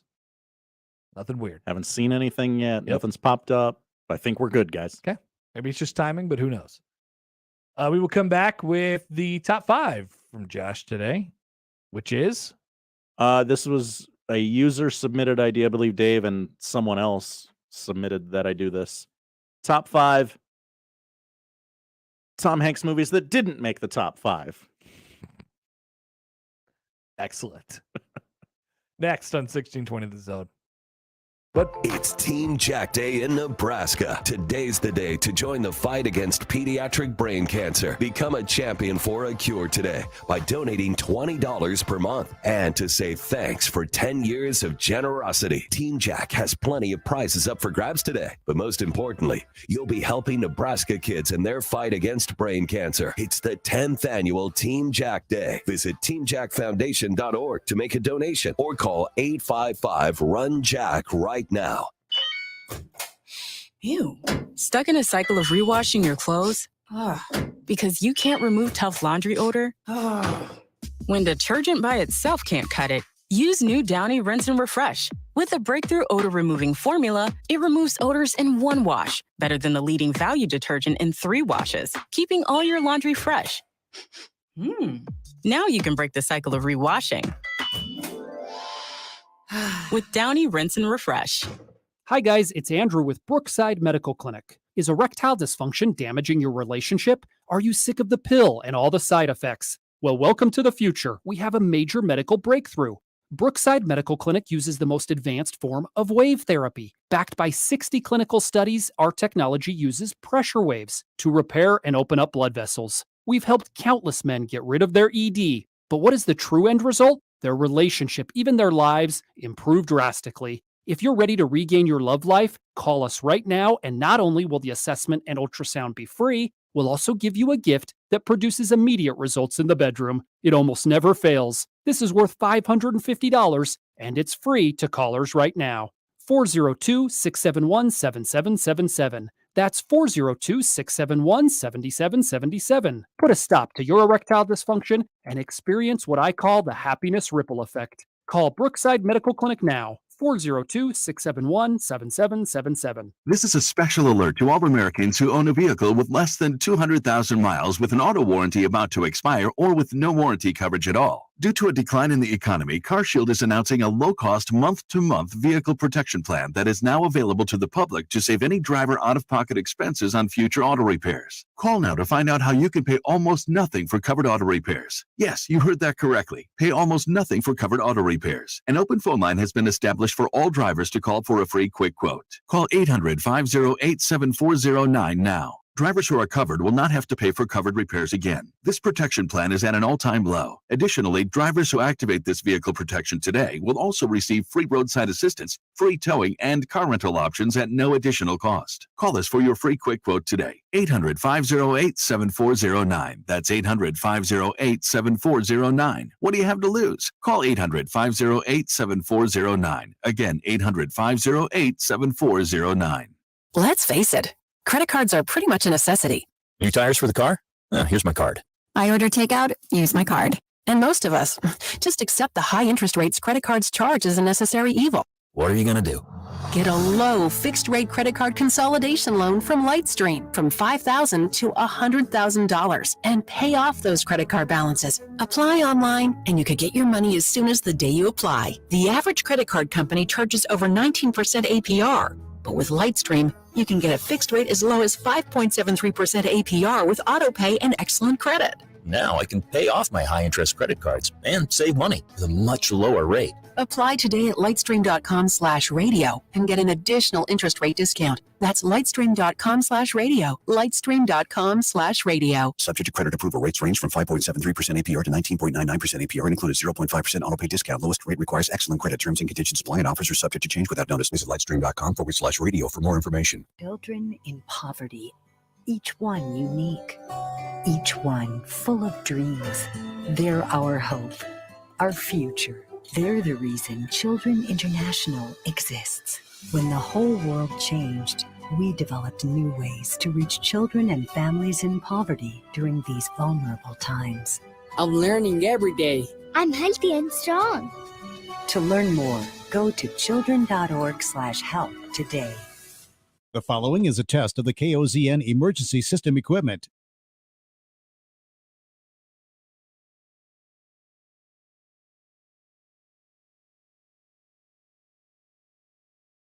It's time for the gates to open.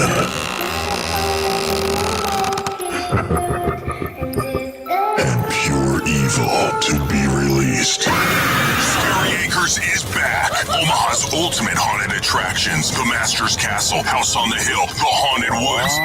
Scary Acres now open. 172nd and Giles. Sponsored in part by Stereo West, Raising Cane's, and Hy-Vee. This is Scott Schultz from Host Coffee. 2022 marks our 50th year and business has never been better. We are rapidly growing and adding new customers, which means we need new route drivers and service technicians. We have new jobs for those new to the industry with little or no experience, and new careers that require knowledge in the coffee and vending world. There's a good chance we have just what you need in a new job. Host Coffee offers competitive pay and understands the work-life balance. Apply today at hostcoffee.net/careers and join our team.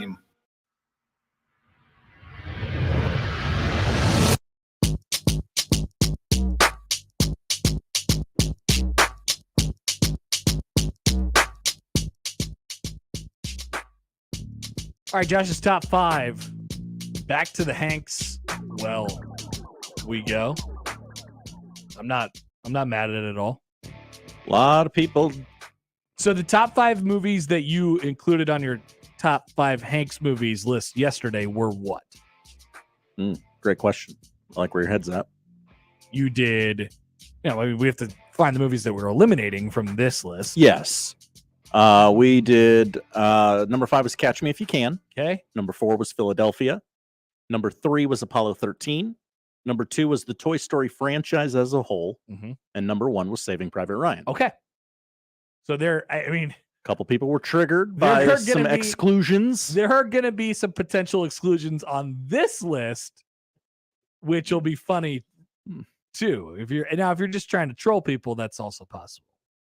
No, not accusing you, but I don't like you questioning the integrity of the top 5s. All right, here we go. Top are 5 real. Tom Hanks movies that weren't on the top 5 Tom Hanks movies list yesterday.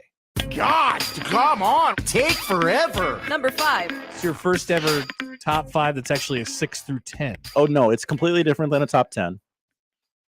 Way different. Okay. I don't want to get into the minutia of how, just understand that it's different. Number 5 is Forrest Gump. Wow. Just barely made the list. Just eked in to the top 10. This is an abomination. No. This is an abomination. We've all seen the movie. There are several things in there that have aged very poorly. This is the area on a list where you can include some personal faves. Mm-hmm. Yeah, you can get a little weird with it. I hope my personal fave's on here, but you know what my personal fave is? I don't think it is. Sad. I wonder if that would be in a top 15. Tomorrow's Friday. We got one more day this week. Number 4. That's called built-in content. We'll peek behind the curtain. Number 4 is Road to Perdition from 2002. Yeah, I never saw it. He co-starred with Paul Newman, among several other luminaries. He had a funny mustache. He did have a funny mustache. It was sort of a revenge killer. Kind of a mob movie? Yeah, kind of mob adjacent. Like it was a different type of movie for Tom Hanks, and I appreciated that. I thought it worked well. I loved seeing him and Paul Newman interact. It was Paul Newman's last major film role. He received an Oscar nomination for it. Road to Perdition. Number 4. Yeah. 3. Combination of 3 and 5. Number 3. What am I smelling? It's food of some kind. Yes. And it smells great. Yep, something's happening. I'm also hungry. Number 3 is Ravi. I hope you're listening. That Thing You Do. Okay. It's a wonderful movie. So we get 2 more spots on here, and you're still missing some. No, I'm not. This is the definitive list. There's still some top 10. There will be no other list. There's still some absolute hard lock top 5 movies that are not going to make the top 10. It's not a top 10. This was Tom Hanks's directorial debut of a feature film. He also directed Larry Crown in 2011. Yeah, people forget that, and they should. Yeah. I mean, Tom Hanks, Julia Roberts, what could go wrong? Everything. Yep. Yeah. So that's that. Number 2. Here comes 2. Number 7. 2. 1988. We're going all the way back to Big. Yeah, good. I'm glad this is included. Big is just fun. Big is good. It Team Big. Like, oh yeah. Oh, I would do those same on the things if I was a kid. piano. Yeah. I would run through a toy store. Absolutely. It's iconic. I would absolutely not know what to do with the woman. Many say I still don't know what to do with the woman. You see, if I beat you to the joke, there you go. It's funnier. It's an iconic movie. Yeah, absolutely. Kind of. And now the number one movie that didn't make yesterday's Tom Hanks top 5. The most adjacent Tom Hanks movie to a top 5. This better be what I think it is. Number 1. Don't give me that it's not a Tom Hanks movie. Crap. It's A League of Their Own. Oh my God. 1992. Yeah. Okay. Castaway is very mid. I'm sorry. What? Castaway is mid. Castaway is not mid. So you miss Castaway. He's just sitting there for like 2.5 hours. Let me just give pat on the back first. A League of Their Own belonged to the top 5. I told you yesterday it was 6. It was number 6. Okay. Castaway not being in the top 10 is an abomination. Simple as that. Wow. Simple as I could put it. It's an abomination. Also, Forrest Gump being number 10 is an abomination. Also, if I know you don't do these lists to make me happy, but if you wanted to, you would have put the Terminal on there. I know you love the Terminal. And you didn't put the Terminal on there. Not even for me. You had so many spaces to put in the top 10. More spaces than I've ever had before. Yeah, and to put a movie. Tomorrow you're going to be like, all right, top 5 more movies. Top And not you're still 15. and you're still going to make me mad because you're not going to put the Terminal in there. I've seen the Terminal one time. I do not remember. Do you have an appointment? I don't remember anything from it. Come on, there's the whole friend group he makes, a bunch of weirdos at the airport. He's Victor Dvorsky. He learns everything just by the things that are available to him. He's very resourceful. He tries to date Catherine Zeta-Jones. That's right. Stanley Tucci shows up. He's great. He's kind of the bad guy, which I don't really like when Stanley Tucci's the bad guy. The Tooch should never be the bad guy. This is a great movie. And Zoe Saldana, early Zoe Saldana as well. Oh, yeah. Okay. It seems like you're more passionate about the Terminal than Castaway. I love the Terminal. You do. I know you do. I'm very passionate about Castaway too. Castaway is a great movie. I'll watch any part of Castaway at any moment. It just went on so long. No, he's fine. Him to just be there by himself. He's not actually on, like, I'd be curious of the split. Like, how long is he on the island? How long is he pre-island? And how long is he? He's not post-island for very long. No, that's very brief. You're probably like an hour and a half or maybe more on the island. It's a long time. I do like the Tennessee Titans. The whole plane crash scene that's like 30 minutes. That's pretty good. That's a long plane crash. And then finding his way to the shore, whatever. Spoiler alert. Ryan tweets in, "Where's the love for Joe versus the volcano?" JD tweets in, "Connor, cut his mic now." See, this is what happens when you're the producer. I don't get that. I have my own buttons. Josh has all the rest of them. It's me, baby. I can't cut his mic. Producer Josh is on a rampage with this list, and he's clearly out of his mind. Does NRG drug test? Will not disseminate that information on if NRG drug tests. Yeah, that's my body, my choice. No Turner and Hooch. No Sleepless in Seattle. Tom Hanks is really good, you guys. No Green Mile. Green Mile was written down. You've Got Mail. No Polar Express. See, also Castaway was written, so it was in consideration. No Da Vinci Code. No, I will not put the Da Vinci Code on this. No Cloud Atlas. The Wachowski family has made several movies. Only one of them is good, and it's the first Matrix.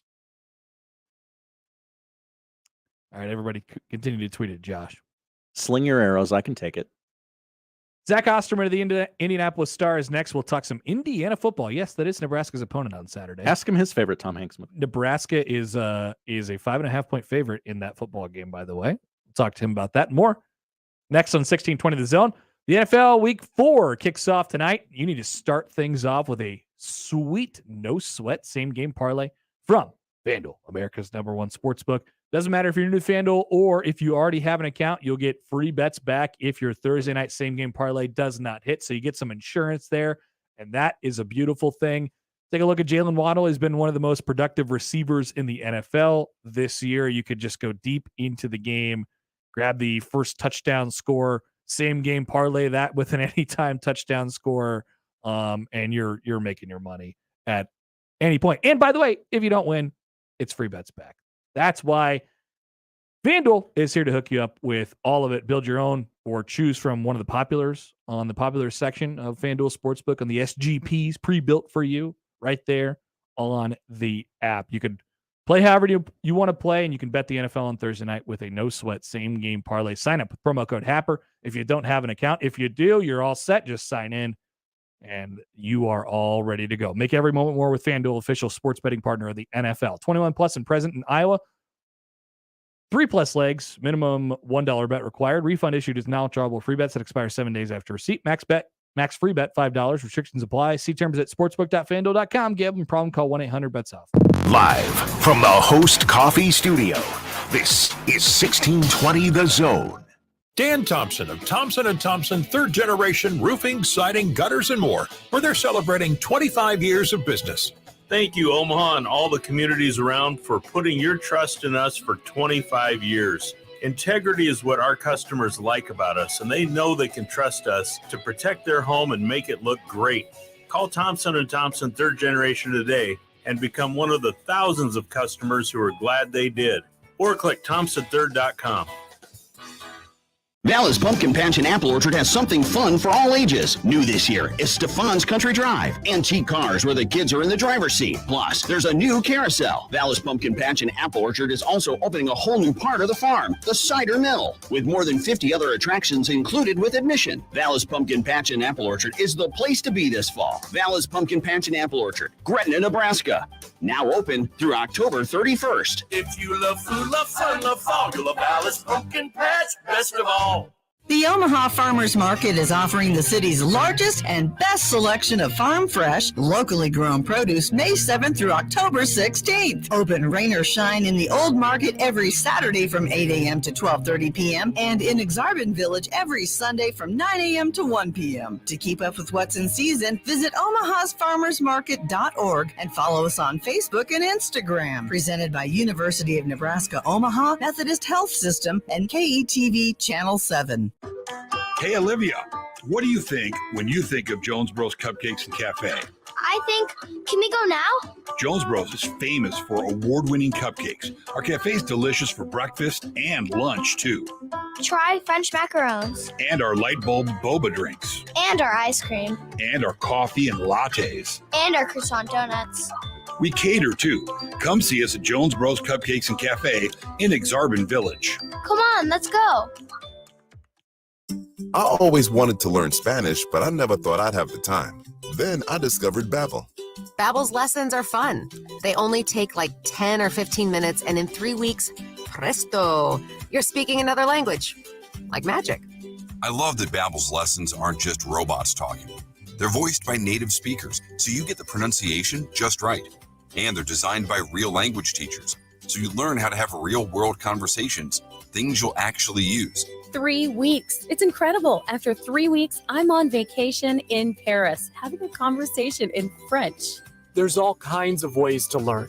Use Babbel's podcasts or games or videos. You can even join live classes with a language teacher. If you want to learn a language, there's no faster, easier, better way than Babbel. Babbel. Babbel. Babbel. Évidemment. Go to Babbel.com to try for free. That's Babbel.com. Babbel.com. The passion and excitement of high school football continues every week, and the high school football update covers it all every Saturday morning. Join veteran sportscasters Jim Kelter and Torrey Pantalian Saturday mornings 8 to 10 on 1180 The Zone.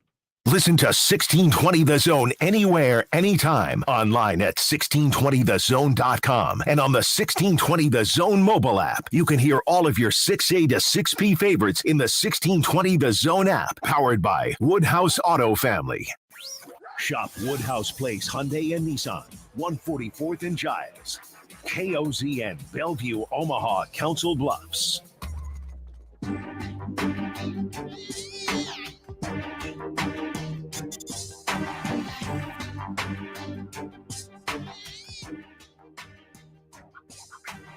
All right, Connor Happer, Josh Hodson back with you on the Connor Happer Show on a Thursday here on 1620 The Zone and on 1620thezone.com. Let's talk Indiana football with Zach Osterman, who joined us over the summer to get previewed on the Hoosiers. Now they have had a 3-1 start to their season, coming off of a loss to Cincinnati last weekend. Zach, how are you? Pretty good. How are you? Pretty good. Could you, I guess, give us the rundown on how it's been so far for Indiana this year? I don't think anybody expected them to go to Cincinnati and win, and it probably that score is not exactly indicative of how they played in that game. Had a close call against Illinois to start, beat Idaho, beat Western Kentucky in a close call, obviously, as well. So sort of skated by in the first three, and then a loss to Cincinnati. Has it been about to expectation, above or below, or how would you grade the first four? Yeah, I mean, I think it's kind of been, not to use a big word, but there's been an anachronistic kind of quality to it, in the sense that on the one hand, after going 2-10 last year, Indiana should be thrilled with 3-1 in basically any form. I mean, even like if the one loss was Idaho, if you'd also beaten Illinois and Cincinnati on the road and all that, like you should still feel good about that. And I think you're even right that the Cincinnati game was basically sort of, in terms of total competitiveness, pretty even, save for about a 4.5-minute stretch at the end of the first half where Indiana just lost Ted a little bit. And Cincinnati had 3 really quick touchdown drives. One that was just, I think, if I'm remembering rightly, it was just a one-play deep shot, and another one that was off a fumble deep in IU territory that one of Indiana's offensive linemen should have fallen on but didn't see. Other than that, Indiana probably did play Cincinnati about even in that game. On the other hand, if you break these 4 games, the 3 wins and the loss, all kind of down into their component parts, there have been long stretches in each of those games where Indiana frankly looked just very poor. They didn't score a single point in the second half against Illinois until their final drive of the game. They were down 10-0 at halftime against Idaho. They needed some late heroics and probably a little bit of luck, a missed field goal and then a blocked field goal in overtime to beat Western Kentucky. And if you've watched these games, there have been some good. For example, Indiana is converting more than 47.3% of their third downs. They've had more explosive plays, certainly in the pass game in particular, than they ever had at any point consistently last season. Some guys, when we ask the question, who's going to step up, who's the quarterback, who are his main targets, all that kind of stuff, guys have really sort of, cemented themselves in those roles. And yet, I can also give you a bunch of stats in the other direction. Indiana is one of the worst teams in the country at finishing drives. They're one of the worst teams in the country at scoring on drives that advance inside the 40.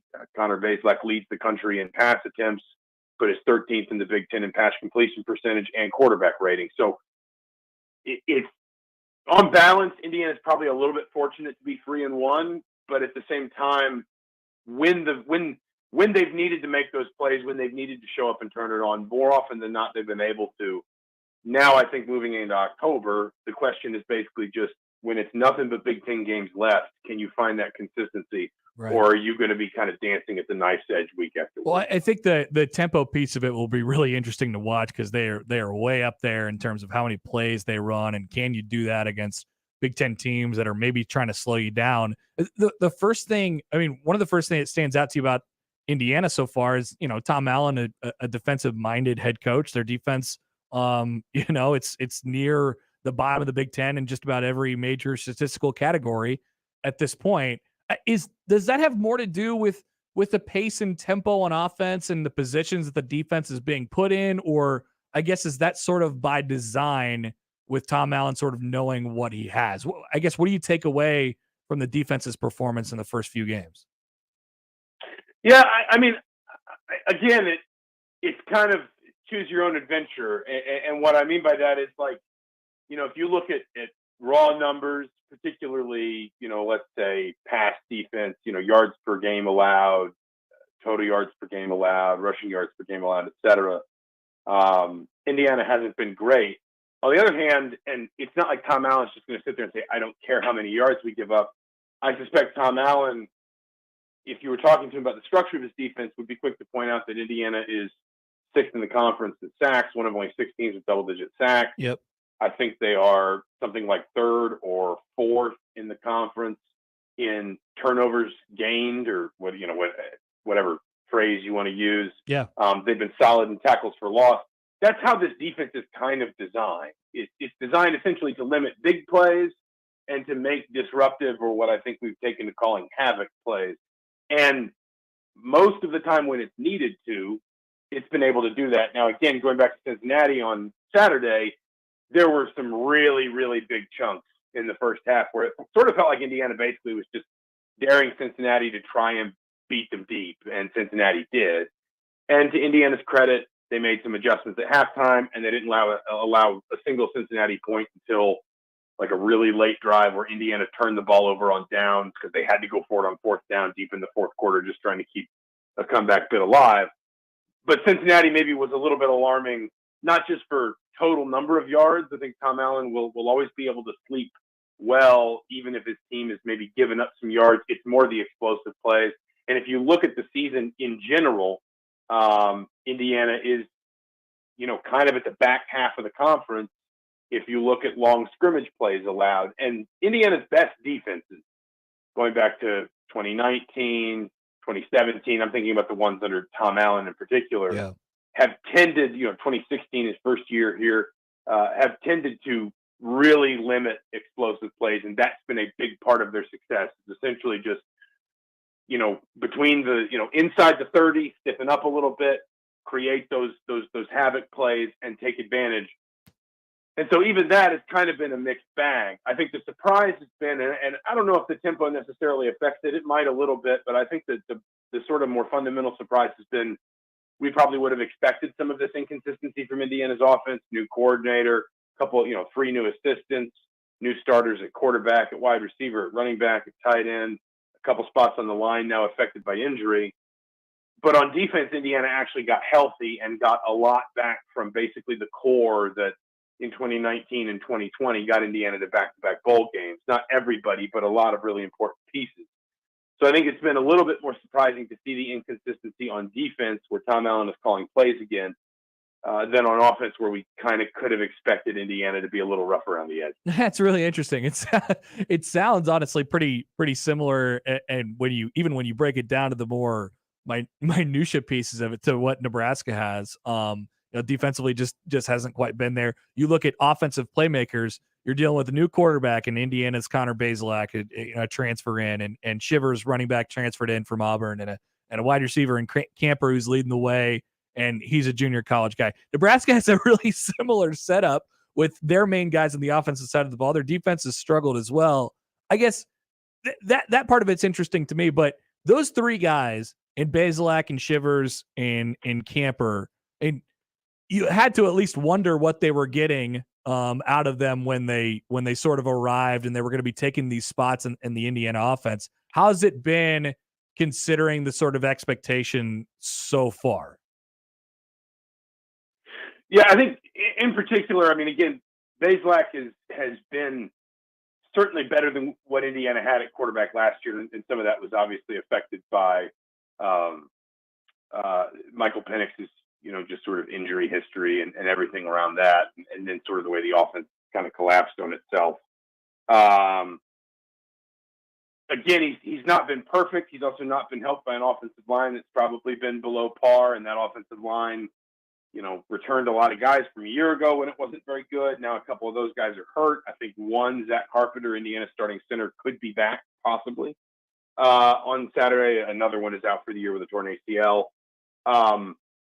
But in general, I think Bazelak's been good. I think guys like Cam Camper and Anderson Kobe Some of the new faces they have at wide receiver have been really promising. Obviously, Camper's been the most prolific of those. I think he's third in the conference right now in receiving yards. And if you look at his numbers, he's got like basically almost twice as many targets and more than twice as many catches as anybody else on a team that I think 7 different players have at least like 12 targets now because they move so fast, they throw the ball so much, they run so many plays. The run game, and so it's not kind of specific to Shivers or Josh Henderson. The run game is frankly a bit more of a work in progress, and that is largely because of the offensive line. It's also, not to get philosophical about it, possibly a little bit because Tom Allen is happy with offenses that really pass more than they run. And he always talks in the offseason, like any coach does, about being able to run the ball more effectively. And then Indiana gets to the season and they're right up there with everybody else in the teams in the league that throw the ball the most annually. He's had 4 different offensive coordinators, and that has never really changed. And so it kind of lends you to believing that Indiana wants to be a pass-first offense in a lot of situations. But even that, it's had some really good moments. It's had some frankly pretty bad moments.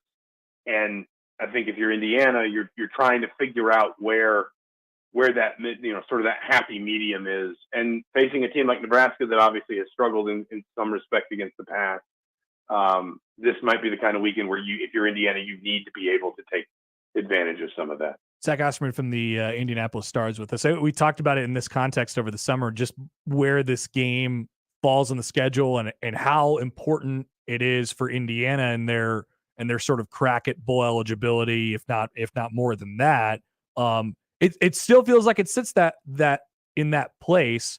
How important would a win be on Saturday for them? And we're still trying to figure things out from this side of things. I don't know if Nebraska's going to go to a bowl. Doesn't feel like Nebraska's going to go to a bowl game this year, so maybe not quite as important to them as it originally was, but still a big one to get off on the right foot or try to get off on the right foot with an interim coach and go down the line that way. I guess, how does Indiana sort of approach this game and in the grand scheme of things? I mean, obviously everybody forever will tell you it's next game. I mean, Tom Allen, one of his favorite cliches is the most important game is the next game because it's the next game. And everybody's always going to say that. Indiana's season kind of breaks up into these sort of comfortable chunks. And September was basically about, you need to find a way to get at least 3 wins out of Illinois, Western Kentucky, Idaho, at Cincinnati. November is going to be Penn State, at Ohio State, at Michigan State, and then the bucket game at home against Purdue. October is at Nebraska, Michigan, Maryland, at Rutgers. Indiana will probably be, at least as they stand right now, they'll be underdogs in basically every game they play from here on. But if you look at the next 4 games, they are certainly more manageable, maybe Michigan notwithstanding, than what Indiana's got waiting for them through most of November. I think Bill Connolly has Indiana as about a 5.5, 6-point underdog in this game. He's got Indiana right about 4 points at Rutgers.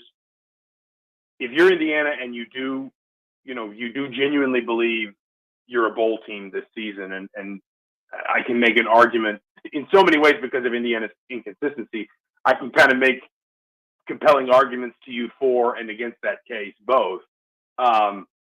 You probably need to find your way to winning Saturday, and not necessarily because this is the game that clinches it, but more because you could really, really do with, at absolute worst, being 5-3 at the end of October and not needing more than 1 win out of November, which looks exceptionally difficult. That's where you get 3 of your 4 games against the Big Four and the Big Ten East. 2 of those 3 are on the road. Purdue has been kind of hot and cold this season, but the bucket game is, like a lot of rivalry games, can always throw up a weird score. And obviously Purdue's been a little bit more successful in the last couple of years, or maybe year plus, than Indiana has. I'm not saying that Saturday is just an absolute season's over if they don't get it, must win. But this is the kind of game, despite the fact that it's on the road, despite the fact that it's in a tough environment. I know it's another sellout this weekend in Lincoln. If Indiana is going to genuinely push to return to the bowl field this season and just kind of move on from all the disappointment of 2021, especially when you consider that, at least on paper, Indiana, there are some ways that Nebraska can probably leverage some of Indiana's weaknesses, but there are also some pretty clear ways that Indiana can leverage some of Nebraska's. I think Indiana's got to look at this game as one that is almost just sort of pull out all the stops, do whatever you got to do, and then obviously you can afford to just kind of put your best foot forward next week against Michigan at home on homecoming, and let the chips fall, and then gear up for Maryland and Rutgers toward the end of the month. But 3 of these next 4, obviously, if Indiana, swept them clean, they'd be bowl eligible by Halloween, and all this would be academic. But because this team has been so inconsistent, even as it has, to its credit, been winning, you sort of look at these games and say Indiana really needs to find a way to win these, but you don't know how confident you can be in it, because there have been moments when you think Indiana could absolutely be the kind of team that could win 3 of its next 4. There have also been moments when, frankly, Indiana has been the kind of team that could lose 3 of its next 4, including Saturday's game. Yep, no doubt. Big game for both sides. Zach, we appreciate it. Enjoy your trek out to Lincoln. I assume you're making the trip. Sadly, I'm not this time, which is it's a bummer for me. I've never done Lincoln for football. Obviously, I've been for basketball, and jokes aside, that is always going to be a pretty substantial gap for us in terms of we're never going to miss a basketball game, but every once in a while, we've got to make some hard choices on football, which is a bummer, because Nebraska's one of those. I've never done Nebraska, and I've never done Ohio State, surprisingly, despite the fact that I've been on this beat for close to 15 years. Yeah. Those are the 2 that in the league that I would really, really like to see. I guess Wisconsin too, now that I think about it. Well, it's I can give you all the Big Ten basketball travel recommendations you need. Mostly it's just stay inside. It's freezing cold in the Big Ten. Then it's a long trip out here from Bloomington to Lincoln. So it's a good game day environment. It will be a night game in Lincoln, but the long trip maybe not the worst thing in the world to be missing out on. All right, Zach, appreciate the time as always, and we'll chat soon. Absolutely. Thanks for having me. That is Zach Osterman of the Indianapolis Star. Indiana is such a fun. It's so funny because it's like it's Bizarro, Nebraska. Yeah, probably just not going to send some guys out for a couple football games this year. We got to make it's on the budget. It's like what? Yeah. And then we think, well, we do that for basketball every single time. Mm-hmm. Nebraska media outlets will do that for basketball. That's a good analogy, actually. Every single time. It's Bizarro, Nebraska. Yeah. And that will be on full display on Saturday. Both teams really, really desperate. And Indiana might have some more desperation, honestly. Gotta have it on both sides. Gotta have it. All right, we'll come back. Sam McKewon of the Omaha World Herald. Up next on 1620 The Zone. It's Team Jack Day in Nebraska. Today's the day to join the fight against pediatric brain cancer. Become a champion for a cure today by donating $20 per month. And to say thanks for 10 years of generosity. Team Jack has plenty of prizes up for grabs today. But most importantly, you'll be helping Nebraska kids in their fight against brain cancer. It's the 10th annual Team Jack Day. Visit teamjackfoundation.org to make a donation or call 855-RUN-JACK right now. Your Omaha area forecast from the Godfather's Pizza Weather Center and KETV News Watch 7 on 1620 The Zone. Mostly sunny skies stick around Thursday afternoon with highs today into the low to mid 70s. Do expect breezy winds, though, out of the south-southeast, gusting up to 25 to 30 miles an hour. Clear skies tonight will become partly cloudy by tomorrow morning. Overnight lows into the lower 50s. I'm meteorologist Caitlin Harvey with KETV News Watch 7. The Zone Hotline is powered by Los Hills Harley-Davidson, your home in the hills. There are actually 2 kinds of cigars. The first is the one you smoke with beloved family and friends. The second, the one you enjoy with friends you've just met. And you'll find both at Hearth Cigars and Pipes Lounge. At Hearth Cigars and Pipes Lounge, there's a well-stocked humidor with some of the best bands from around the world and a bar with your favorite cocktails and other drinkables. So what do you say? Which cigar will you be enjoying tonight? Hearth Cigars and Pipes Lounge, just off I-680 and 48th Street next to Cubby's. At Sid Dillon Chevrolet, we prioritize you and your vehicle needs. Visit our dealerships to shop inventory or to order your new vehicle. Shop online at SidDillonChevy.com. You are what drives us, Sid Dillon. Chevy, find new roads. Hey everyone, Josh Peterson here for my friends at Miracle Hill Golf and Tennis. Football season is back, and that means the return of the Monday Night Football League inside of the Top Tracer building. This league is filling up fast, so head to their website today, miraclehillgolf.com/store, and get signed up for the Fall Top Tracer League coming up on Monday nights. Also, give them a call, 402-498-0220 to book your tee times today. They're located just north of Dodge on 120th Street, Miracle Hill Golf and Tennis. Don't miss this week's Zone Deal. This week's half-off deal is from Madness Haunted House. You can either receive a 4-pack of tickets for $40 or a 2-pack for only $20. You and your friends can go through 3 separate haunts spread out over 2 acres. Experience them in order or mix them up depending on the path you choose. Madness Haunted House. This week's half-off deal. Zone deals go fast. 9 a.m. Friday, 1620thezone.com. Are you seeing the telomeres here? Come here, look at the scope. Dr. Ocasio's lab startup just discovered a gene therapy breakthrough. The cells have already doubled. He needs a fleet of research assistants before this breakthrough breaks them. We need lab techs, research assistants. Indeed can help him hire great people fast. I need Indeed. Indeed you do. We instantly connect you with quality candidates whose resumes on Indeed match your job description. Visit Indeed.com/credit and get $75 towards your first sponsored job. Terms and conditions apply. At CDW, we get sometimes your teams have to be in 2 places at once.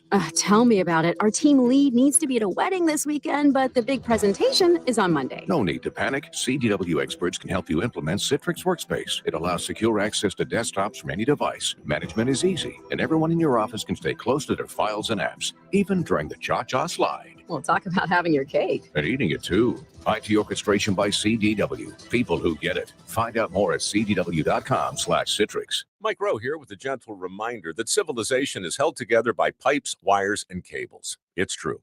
There are over 5 million miles of gas lines, power lines, fiber optic lines, water lines, and sewer lines, all buried beneath your feet. And every 60 seconds, somebody digs into one.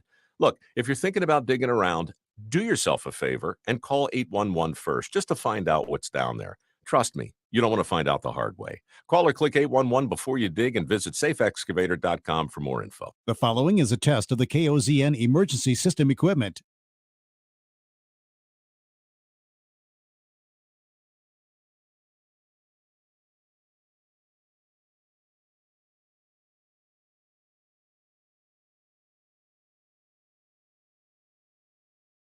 The data tones you just heard are used in the emergency alert system. This concludes testing of the KOZN emergency alert system equipment. This station serves the Nebraska operational area number 1. What I know about courage, I learned from my adoptive mom.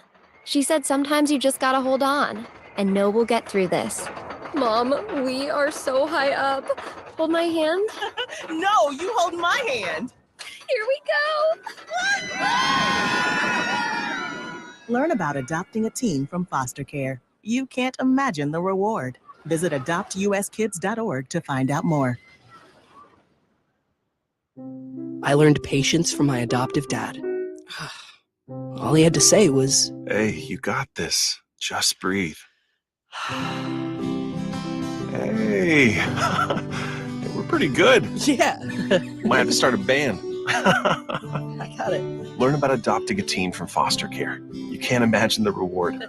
Visit adoptuskids.org to find out more. This message is brought to you by Adopt US Kids, the U.S. Department of Health and Human Services, and the Ad Council.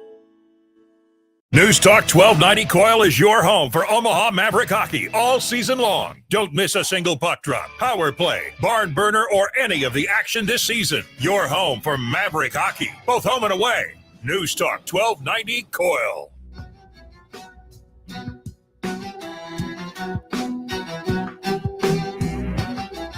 We're back. Connor Happer, Josh Hodson with you on the Connor Happer Show, 1620 The Zone and 1620thezone.com. We welcome in Sam McKewon from the Omaha World Herald on the Les Hills Harley-Davidson hotline. Hi, Sam.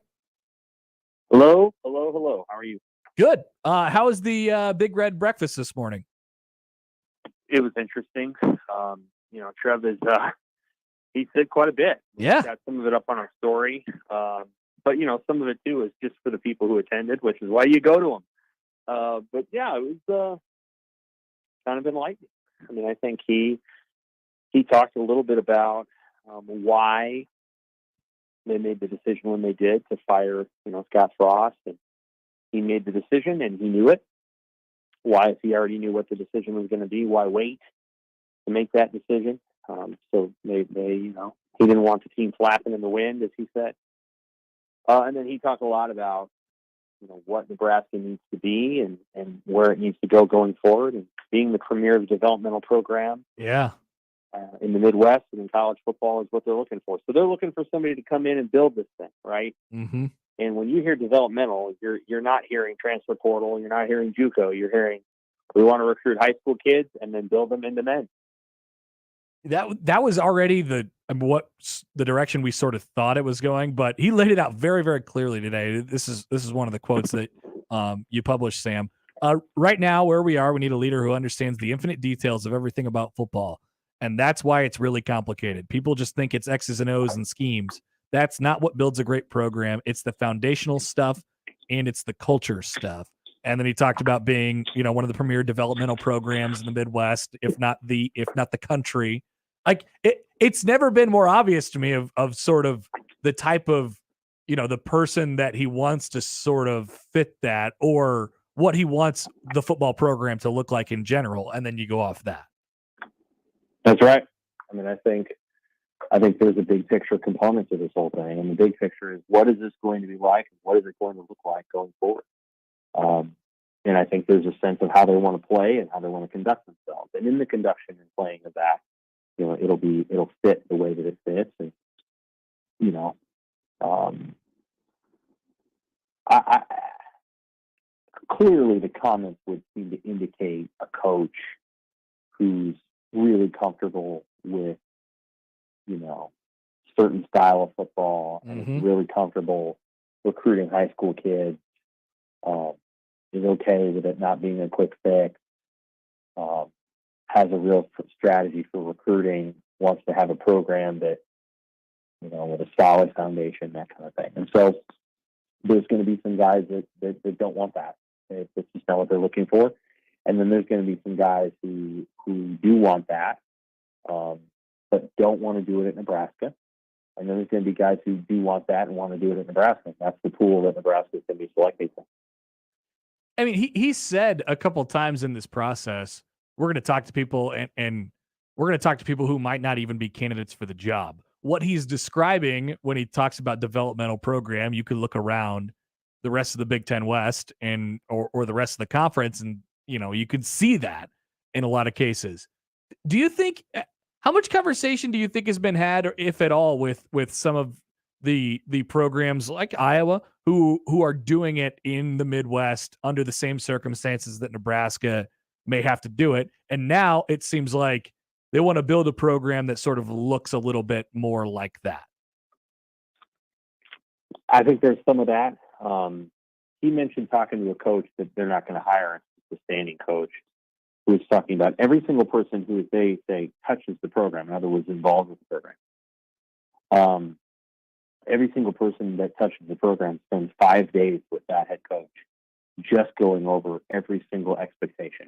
And it's eye-opening to me because I'm a manager of people too, and I've never done that. So there's just things that you learn about clarity of expectations and clarity of job duties and things like that. So I think what they're doing is trying to find somebody who's really detail-oriented and has a system in place. And when you have systems in place and are really detail-oriented, what starts to happen is you lose the obstacles and the angst that you would normally spend on miscommunication and frustration that otherwise slow down your overall vision. I think we learn this as we get older as adults. The things that slow me up a lot of the time, whether it's in my job or as my role as a parent, are ultimately things that boil down to, well, I didn't know I was supposed to do that. Yeah. I didn't think I was supposed to. That wasn't the expectation. You didn't tell me. It wasn't communicated. I didn't know. I wasn't sure. All those are the things that damage most readily, one's progress. And I think Scott Frost was not a great communicator internally, and I think that hurt him at times. And I think there was a kind of fly by the seat of the pants approach, and it just doesn't work.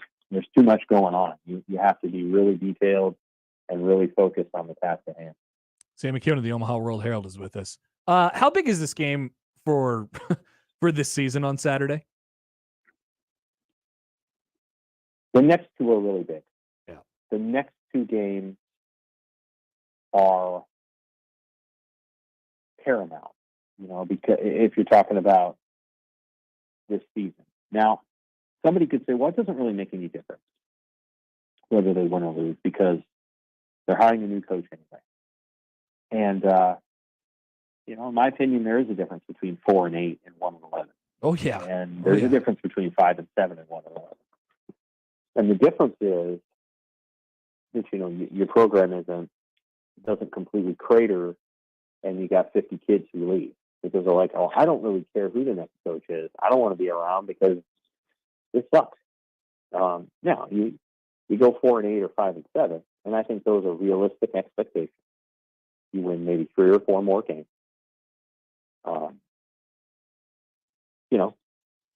People feel like, well, we'll maybe go to a bowl game, but, it feels like progress.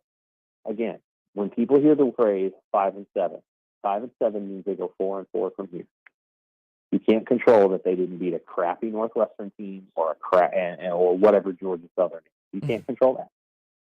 So if they go 4-4 from here, that's a pretty good football team. That's a team that should have went 7-5, which is what I predicted at the beginning of the season. I predicted they would be 7-5. 4-4 over the last 8 games would be a pretty good football team. That means you beat Indiana, Rutgers, Illinois, and then one of Minnesota, Michigan, Iowa, Purdue, and Wisconsin. Oh, that's pretty good. We'll take that if that's what it's going to be. So that would be huge progress. I think if they lose the next 2 weeks, they could very easily go 1-11. I mean, I'm dead serious. They could very easily lose out. If they end up winning a couple in a row, I think the natural reaction is maybe to say, well, this program needed to feel good about itself, and now it finally does, and it's starting to sort of roll a little bit as much as you can, right, under an interim coach. I guess my question would be, doesn't that take away a little bit from the sort of difficulty of what Mickey Joseph has inherited and what his job is in the remaining games of the season here? Like, it's if they win some games, it's not just because they got hot. It's because they will have cleaned up a lot of the details that they would have needed to clean up in order to get, I think, to that point. Or maybe you think differently, but I think it would be a heck of a job for them to come in, or for Mickey to come in and win some of these games and go 4-4 or whatever the number is. No question about it. If they're able to go 4-4 down the stretch, I think there'd be a sense of, well, this is a guy you absolutely have to keep on the staff, and maybe this is a guy that gets hired somewhere else. To be the permanent head coach in Nebraska, I mean, Mickey would probably have to go, 6-2. Yeah, it'd have to be way too good. It'd have to be really good. Because I think part of it is, and then you've got to make sure that you're paying close attention to okay, did they just get hot, or is this somebody who's literally going to, build the program? I would say that Nebraska's pretty close to starting over in terms of a blueprint and modernizing the blueprint and being just a different kind of program. They're pretty close to that, I would say. They're not far away from that. So whoever the next person is, you're not looking for a guy that's going to go 8-4 next year and then, sort of be 6-6, 7-5 for the next 5 years. You're looking for somebody to completely rebuild this thing. Yeah. And completely reimagine it. And maybe that's Mickey. But I don't know. I would say that winning and losing this season, the most important bearing there isn't so much a reflection on Mickey Joseph, but it's how many guys will stick around. Again, if you go 5-7 down the stretch, you go 4-4 down the stretch, and you finish 5-7. There's probably some guys that want to stick around and see what this is going to be like next year. If you lose out, I think there's a lot of guys that are going to be like, well, I'm out of here. Take care. See you later. we're not very good, and we're not going to be very good next year, and I don't really want to see what it's going to be like. And I think that there's a possibility of that happening. The transfer portal makes it possible. These kids can just simply leave. There's no impediment to them leaving. Okay, so this is sort of based off of that then. Maybe it is a longer or at least a rebuild. You'd categorize it as a rebuild for Nebraska football and reimagining at least. How long can it take? That depends on so many different factors, but I mean that's one of the questions that people ask sort of right away. What is the near future look like for Nebraska football, regardless of who's hired? And we're talking about 2023 and 2024. Well, that's a hell of a question. Yeah, it's impossible to answer, but no. I mean, it's one of those questions we could talk about for 30 minutes, right? Because you want to go over all the scenarios. I think the immediate future is, you probably have a year where you're just resetting expectations and beginning the process of how you're going to play as a team. And then you hope you can begin to develop and gather some momentum after that. It's going to take some time. Is my sense. One of the challenges that I think Scott Frost had to face was, even though everybody talked about him having a long runway, in our minds were like, he gets a year. He gets a year to screw around and make mistakes, but then in year 2 they need to be good right away. And it's almost like we just haven't been disabused of that worldview yet. We have a hard time letting go of the fact that the fact that Nebraska needs to completely start over. And I think Scott didn't want to do that, and I think there's an expectation there. It's just going to take time, and hopefully the media and the fan bases and former players are ready for that, because we are way past this is what we did in the 90s conversation. Like we got to stop talking about that. It's crazy. Yeah. The kinds of players they had in the 90s and the kinds of coaches and all the things that were going on, that doesn't exist anymore. That was a different universe. And so what we will be looking at is something of like, this is what do you want to say? This is the Oakland A's when Billy Beane was there. When Billy Beane got there, and he said, there's the top teams, and then there's this, and it's that. Yeah. The pile of whatever. Saying, well, back in 1973, we had we had the machine, and then the A's weren't the machine, but you know what I mean. And then there in '88 and '89, we had Jose Canseco, we had Mark McGuire, Dave Stewart. I mean, why can't we just do that again? And Billy Beane had to disabuse everybody of that and say, listen, that's not who we are, and it's not what we're going to be, and we can't do that anymore, and we're going to have to do it this way. And thus was birthed the Moneyball. And college football is vastly different right now than it was in 1995. And the old ways won't work. They won't work. Nebraska's going to have to reinvent itself in a Moneyball fashion. They're going to have to reinvent who they are. And the challenge with doing that, Connor, is that they're really not the A's. They're almost like they're the Royals. And the Royals found a new way to do Moneyball, right, with the way that they did their pitching and their rotation and their bullpen and things like that. But it's almost like Nebraska's getting to the bowl later, because Wisconsin and Iowa and Minnesota, they're already there. Yeah. And so Nebraska has to reimagine itself and find a different way to win. And the old way to win, and I followed it in the 90s, so I know enough to say the old way that they used to win was recruit kids from around here, develop them over 4 and 5 years, and then supplement the kids from around here with the best players from New Orleans, Kansas City, Chicago, Los Angeles, Miami, Alabama, New Jersey. Nebraska was a national recruiting program, and they went and got elite players from all over the country. Those players will not come here anymore. Not like they used to. Neil Smith and Roger Thomas and Jason Peter and Tommy Fraser, they're not getting those players. Those are 5-star guys. They're not going to get those players next year. So people have to stop acting like that. You can just go back to that. You can't just go back to that. And then the other change, and it's significant, is Tom Osterman did the bulk of his great work in the 90s before the shift to a different academic world that we now live in. And you can't do these things in the Big Ten. It doesn't work. So, it's a completely different paradigm. And people have to understand that it's a different paradigm. And they have to understand it. They're going to have to find Moneyball in Nebraska. I'm not saying they can't. They're going to have all the facilities and all the advantages, but they're going to have to reimagine it. And Scott Frost, at the end of the day, did not have a bad blueprint, but he did not reimagine Nebraska. What he thought was, we're going to take what Nebraska used to be, and we're going to add my recruits and my offense, and it'll all work. And that was not true. Yeah, he was wrong about that. And so at this point, I think hopefully people realize, hey, there are no quick fixes, and it's going to have to be a complete overhaul, a complete mindset change. And some of that is the media too. The media is going to have to change its attitude. I know people that picked this as a 9-3 season. I thought that was insane.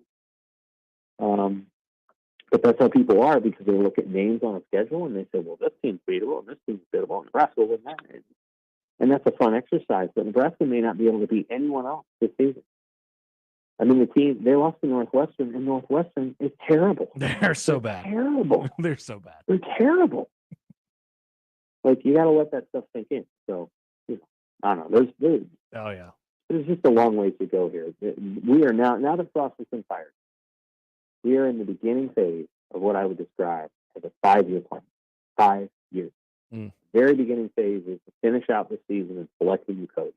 And then that coach is going to basically get 4 seasons. 4 seasons to get to like a bowl game. I'm not kidding. Like, you're going to have to be really patient. And if they get there before then, that's great. That's gravy. But it will not be easy. Sam, great stuff as always. Appreciate your coverage and your time. We'll talk to you soon. Take care. Sam McKewon from the Omaha World Herald. Nebraska football Moneyball. And then they'll make the movie. And Brad Pitt will be back, and he'll play Dave Aranda. And he'll be eating something. He'll have his mouth open the entire time. We'll come back. We'll round things out. Pull questions. What to watch tonight next on 1620 The Zone. First, Brian Regan brings his comedy tour to the Holland on March 31st. We got tickets. Enter online, 1620thezone.com. Now live on Twitch, YouTube, and 1620thezone.com. Woodhouse Ford is your certified Ford dealer, serving drivers throughout Nebraska for 47 years. Our commitment to our customers continues well beyond the date of purchase. You will leave our lot feeling comfortable and confident in your new vehicle. Customers have been relying on Woodhouse Ford since 1975 for high-quality vehicles, knowledgeable staff, and exceptional service. Experience the Woodhouse Ford difference and shop at one of our 3 locations in-store or online at woodhouseford.com. Oscar's Pizza and Sports Grill has been making your game day experience one to remember for 18 years with our award-winning char-buffed wings and $7.99 Monday through Friday lunch specials. But now your game day just got bigger and better with Oscar's newly upgraded audio-video system. Cheer on your favorite teams this season in front of a 22-foot LED video wall, showing up to 8 games at once, and of course, 40 TVs and massive dual projectors. Oscar's Pizza and Sports Grill, 173rd and West Center Road, and for takeout at 162nd and Maple. The big box stores have a secret. When you walk out the door with a new purchase, that's where the service ends. At Ty's Outdoor Power and Service, you get great deals on brands like Hustler, Toro, Honda, and Steel. Plus, you get a dedicated, experienced service center. With annual maintenance and repairs, your equipment will last longer and perform when you need it most. See us in Lincoln, Omaha, or Gretna and get 10% off your residential service. Visit Ty'sOutdoorPower.com, promo code radio, or mention radio to redeem. Get a full breakdown of what went right and what went wrong immediately after every Nebraska game with Big Red Overreaction. Presented by Equitable Bank. We take banking personally. And by Coors Light, keeping Nebraska chill. Also brought to you by Burton AC Heating, Plumbing, and more. Join the show immediately after the game and sound off with the good, the bad, and the ugly. Big Red Overreaction on 1019 The Keg and 1620 The Zone. Being in business 100 years can't be easy. Rotella's Bakery is that business. Great family-owned and operated business that understands the needs of the community. They specialize in breads and rolls made from the highest quality ingredients, ensuring that they are superior in taste. At Rotella's, with 5 great generations represented, the American success story is combined with customer satisfaction, and they don't compromise in quality. For more information about their specialty breads, you can visit rotellasbakery.com.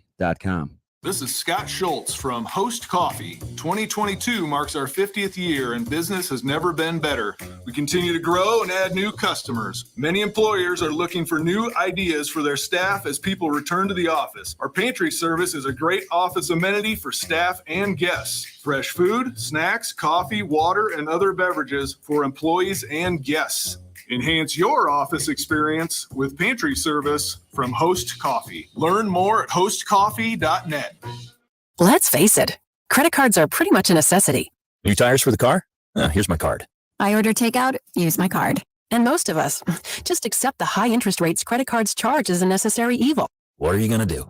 Get a low fixed-rate credit card consolidation loan from Lightstream from $5,000 to $100,000 and pay off those credit card balances. Apply online, and you could get your money as soon as the day you apply. The average credit card company charges over 19% APR, but with Lightstream, you can get a fixed rate as low as 5.73% APR with autopay and excellent credit. Now I can pay off my high-interest credit cards and save money with a much lower rate. Apply today at lightstream.com/radio and get an additional interest rate discount. That's lightstream.com/radio. Lightstream.com/radio. Subject to credit approval. Rates range from 5.73% APR to 19.99% APR and includes 0.5% autopay discount. Lowest rate requires excellent credit. Terms and conditions apply, and offers are subject to change without notice. Visit lightstream.com/radio for more information.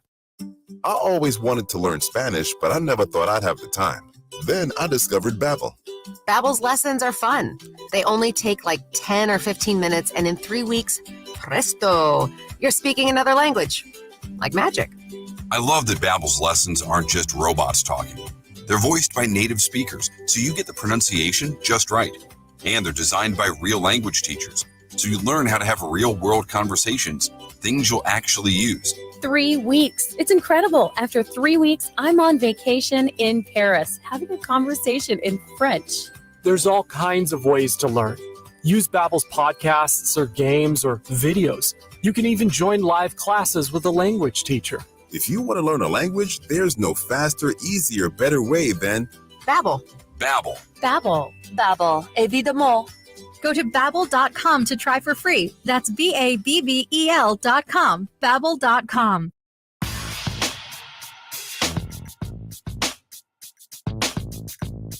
All right, final couple minutes. Only 2 poll questions today. Slacking. We're so busy. Yeah, very little time for banter today. I'm sure you all missed it quite a bit. At Happer Show on Twitter is where you can find the polls. Superior 80s slasher, Halloween, Nightmare on Elm Street, Friday the 13th. I've never seen Nightmare on Elm Street, so that's not the winner for me. But I have seen Halloween, and I have seen Friday the 13th, and I will pick Halloween. Original Halloween came out in 1978, so The OG. Please don't.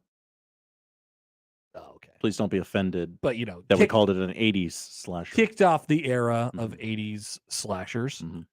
The current leader at 36.5% is Halloween. Very close. All 3 running neck and neck. Yeah, really a couple votes of separation here. Yeah. Followed by Nightmare on Elm Street, followed by Friday the 13th, but it's very close. And the other poll question was, do you feel bad for Frankie Lasagna? I do, actually. I do too. He was wearing his Vladdy Guerrero Jr. jersey. Although I feel bad for the other guy who was actually closer to the ball. We just talked to Frankie Lasagna because he was willing to speak. He was willing to speak. The other guy said he was so disheveled, he's so broken up by the situation that he couldn't speak. He didn't want to speak. So, all right, who's your friend? His name's Frankie Lasagna, and I feel bad for him. But 79% of people do not feel bad for Frankie Lasagna. We envisioned during one of the breaks today an HBO Max style mini series about Frankie Lasagna where he's just tracing about the house. I'm doing everything I can to save the restaurant, honey. And it all leads to him going to the Yankees-Blue Jays game, and Aaron Judge is sitting on 60 home runs, and he gets it. He gets it, and the restaurant is saved because he sells the ball. He puts his heart and soul into Frankie's Lasagna or whatever the hell the restaurant's called. I don't know anything about love, but I know baseball. I don't know anything about running a restaurant, but I know baseball. He got tickets. His friend had to drag him to the game. Hey, man, I know you're down in the dumps, but please come to this game with me. I got good tickets right in the front row. Why don't you come with me? Fine, but this restaurant's never going to make it. I don't know. Can somebody cover my shift? Yes. He goes to the game, catches the ball. Restaurant saved. But if I go to the restaurant tonight and work the dinner shift, that means my wife will have to work a double. Come on, she can handle it. Oh, it's fine, honey. It's Mrs. Go. Lasagna we're talking about. All right. Those are the poll questions. What are we watching tonight? We are watching the National Football League, something we didn't get into today. Yes. Dolphins, Bengals. What's your pick? 7 o'clock. This has a classic Thursday night football, quote unquote, upset written all over it. I happen to agree with you. Bengals need it more. Dolphins are coming off a big win, an emotional win where everyone is dinged up. Tua's dead. Half the team has heat stroke. It's a quick turnaround from everybody just absolutely dying on the field on Sunday. Mentally, the South Florida area has had a week. They might have had their heads elsewhere. This would be an impressive win for the Dolphins, who are plus 3.5 tonight. But I am with you. I like the Bengals here. I don't love the hook there. Yeah. I'm still going Bengals. Amazon Prime tonight. You can listen to the game right here on 1620 The Zone. Hell yeah. I know it's not what to listen to tonight. But but it counts. Yeah. 2 college football games tonight. 6 o'clock on SEC Network, you get South Carolina State versus South Carolina. And on ESPN at 7 o'clock, you got Utah State at number 19 BYU. So you got a ranked team in action tonight. 3 baseball games on. The Yankees are off today. So remember that. Rangers Mariners, 8:40 ESPN Plus. You got the Rays and the Guardians, 6 o'clock on MLB Network. And Dodgers Padres at 9 o'clock. Major League Baseball did announce today all 3 Yankees games this weekend will be on MLB Network. And they will continue with the ever controversial college football cut-in. So, college football fans, pray and hope that Aaron Judge hits number 62 on Friday, so you don't have to miss a touchdown during Wake Forest Clemson or something like that. Thank you, Josh.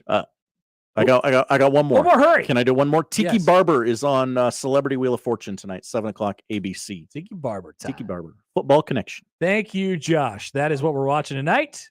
And that's the show. If you missed anything, 1620thezone.com is where you can find it. Crossovers next. Live from the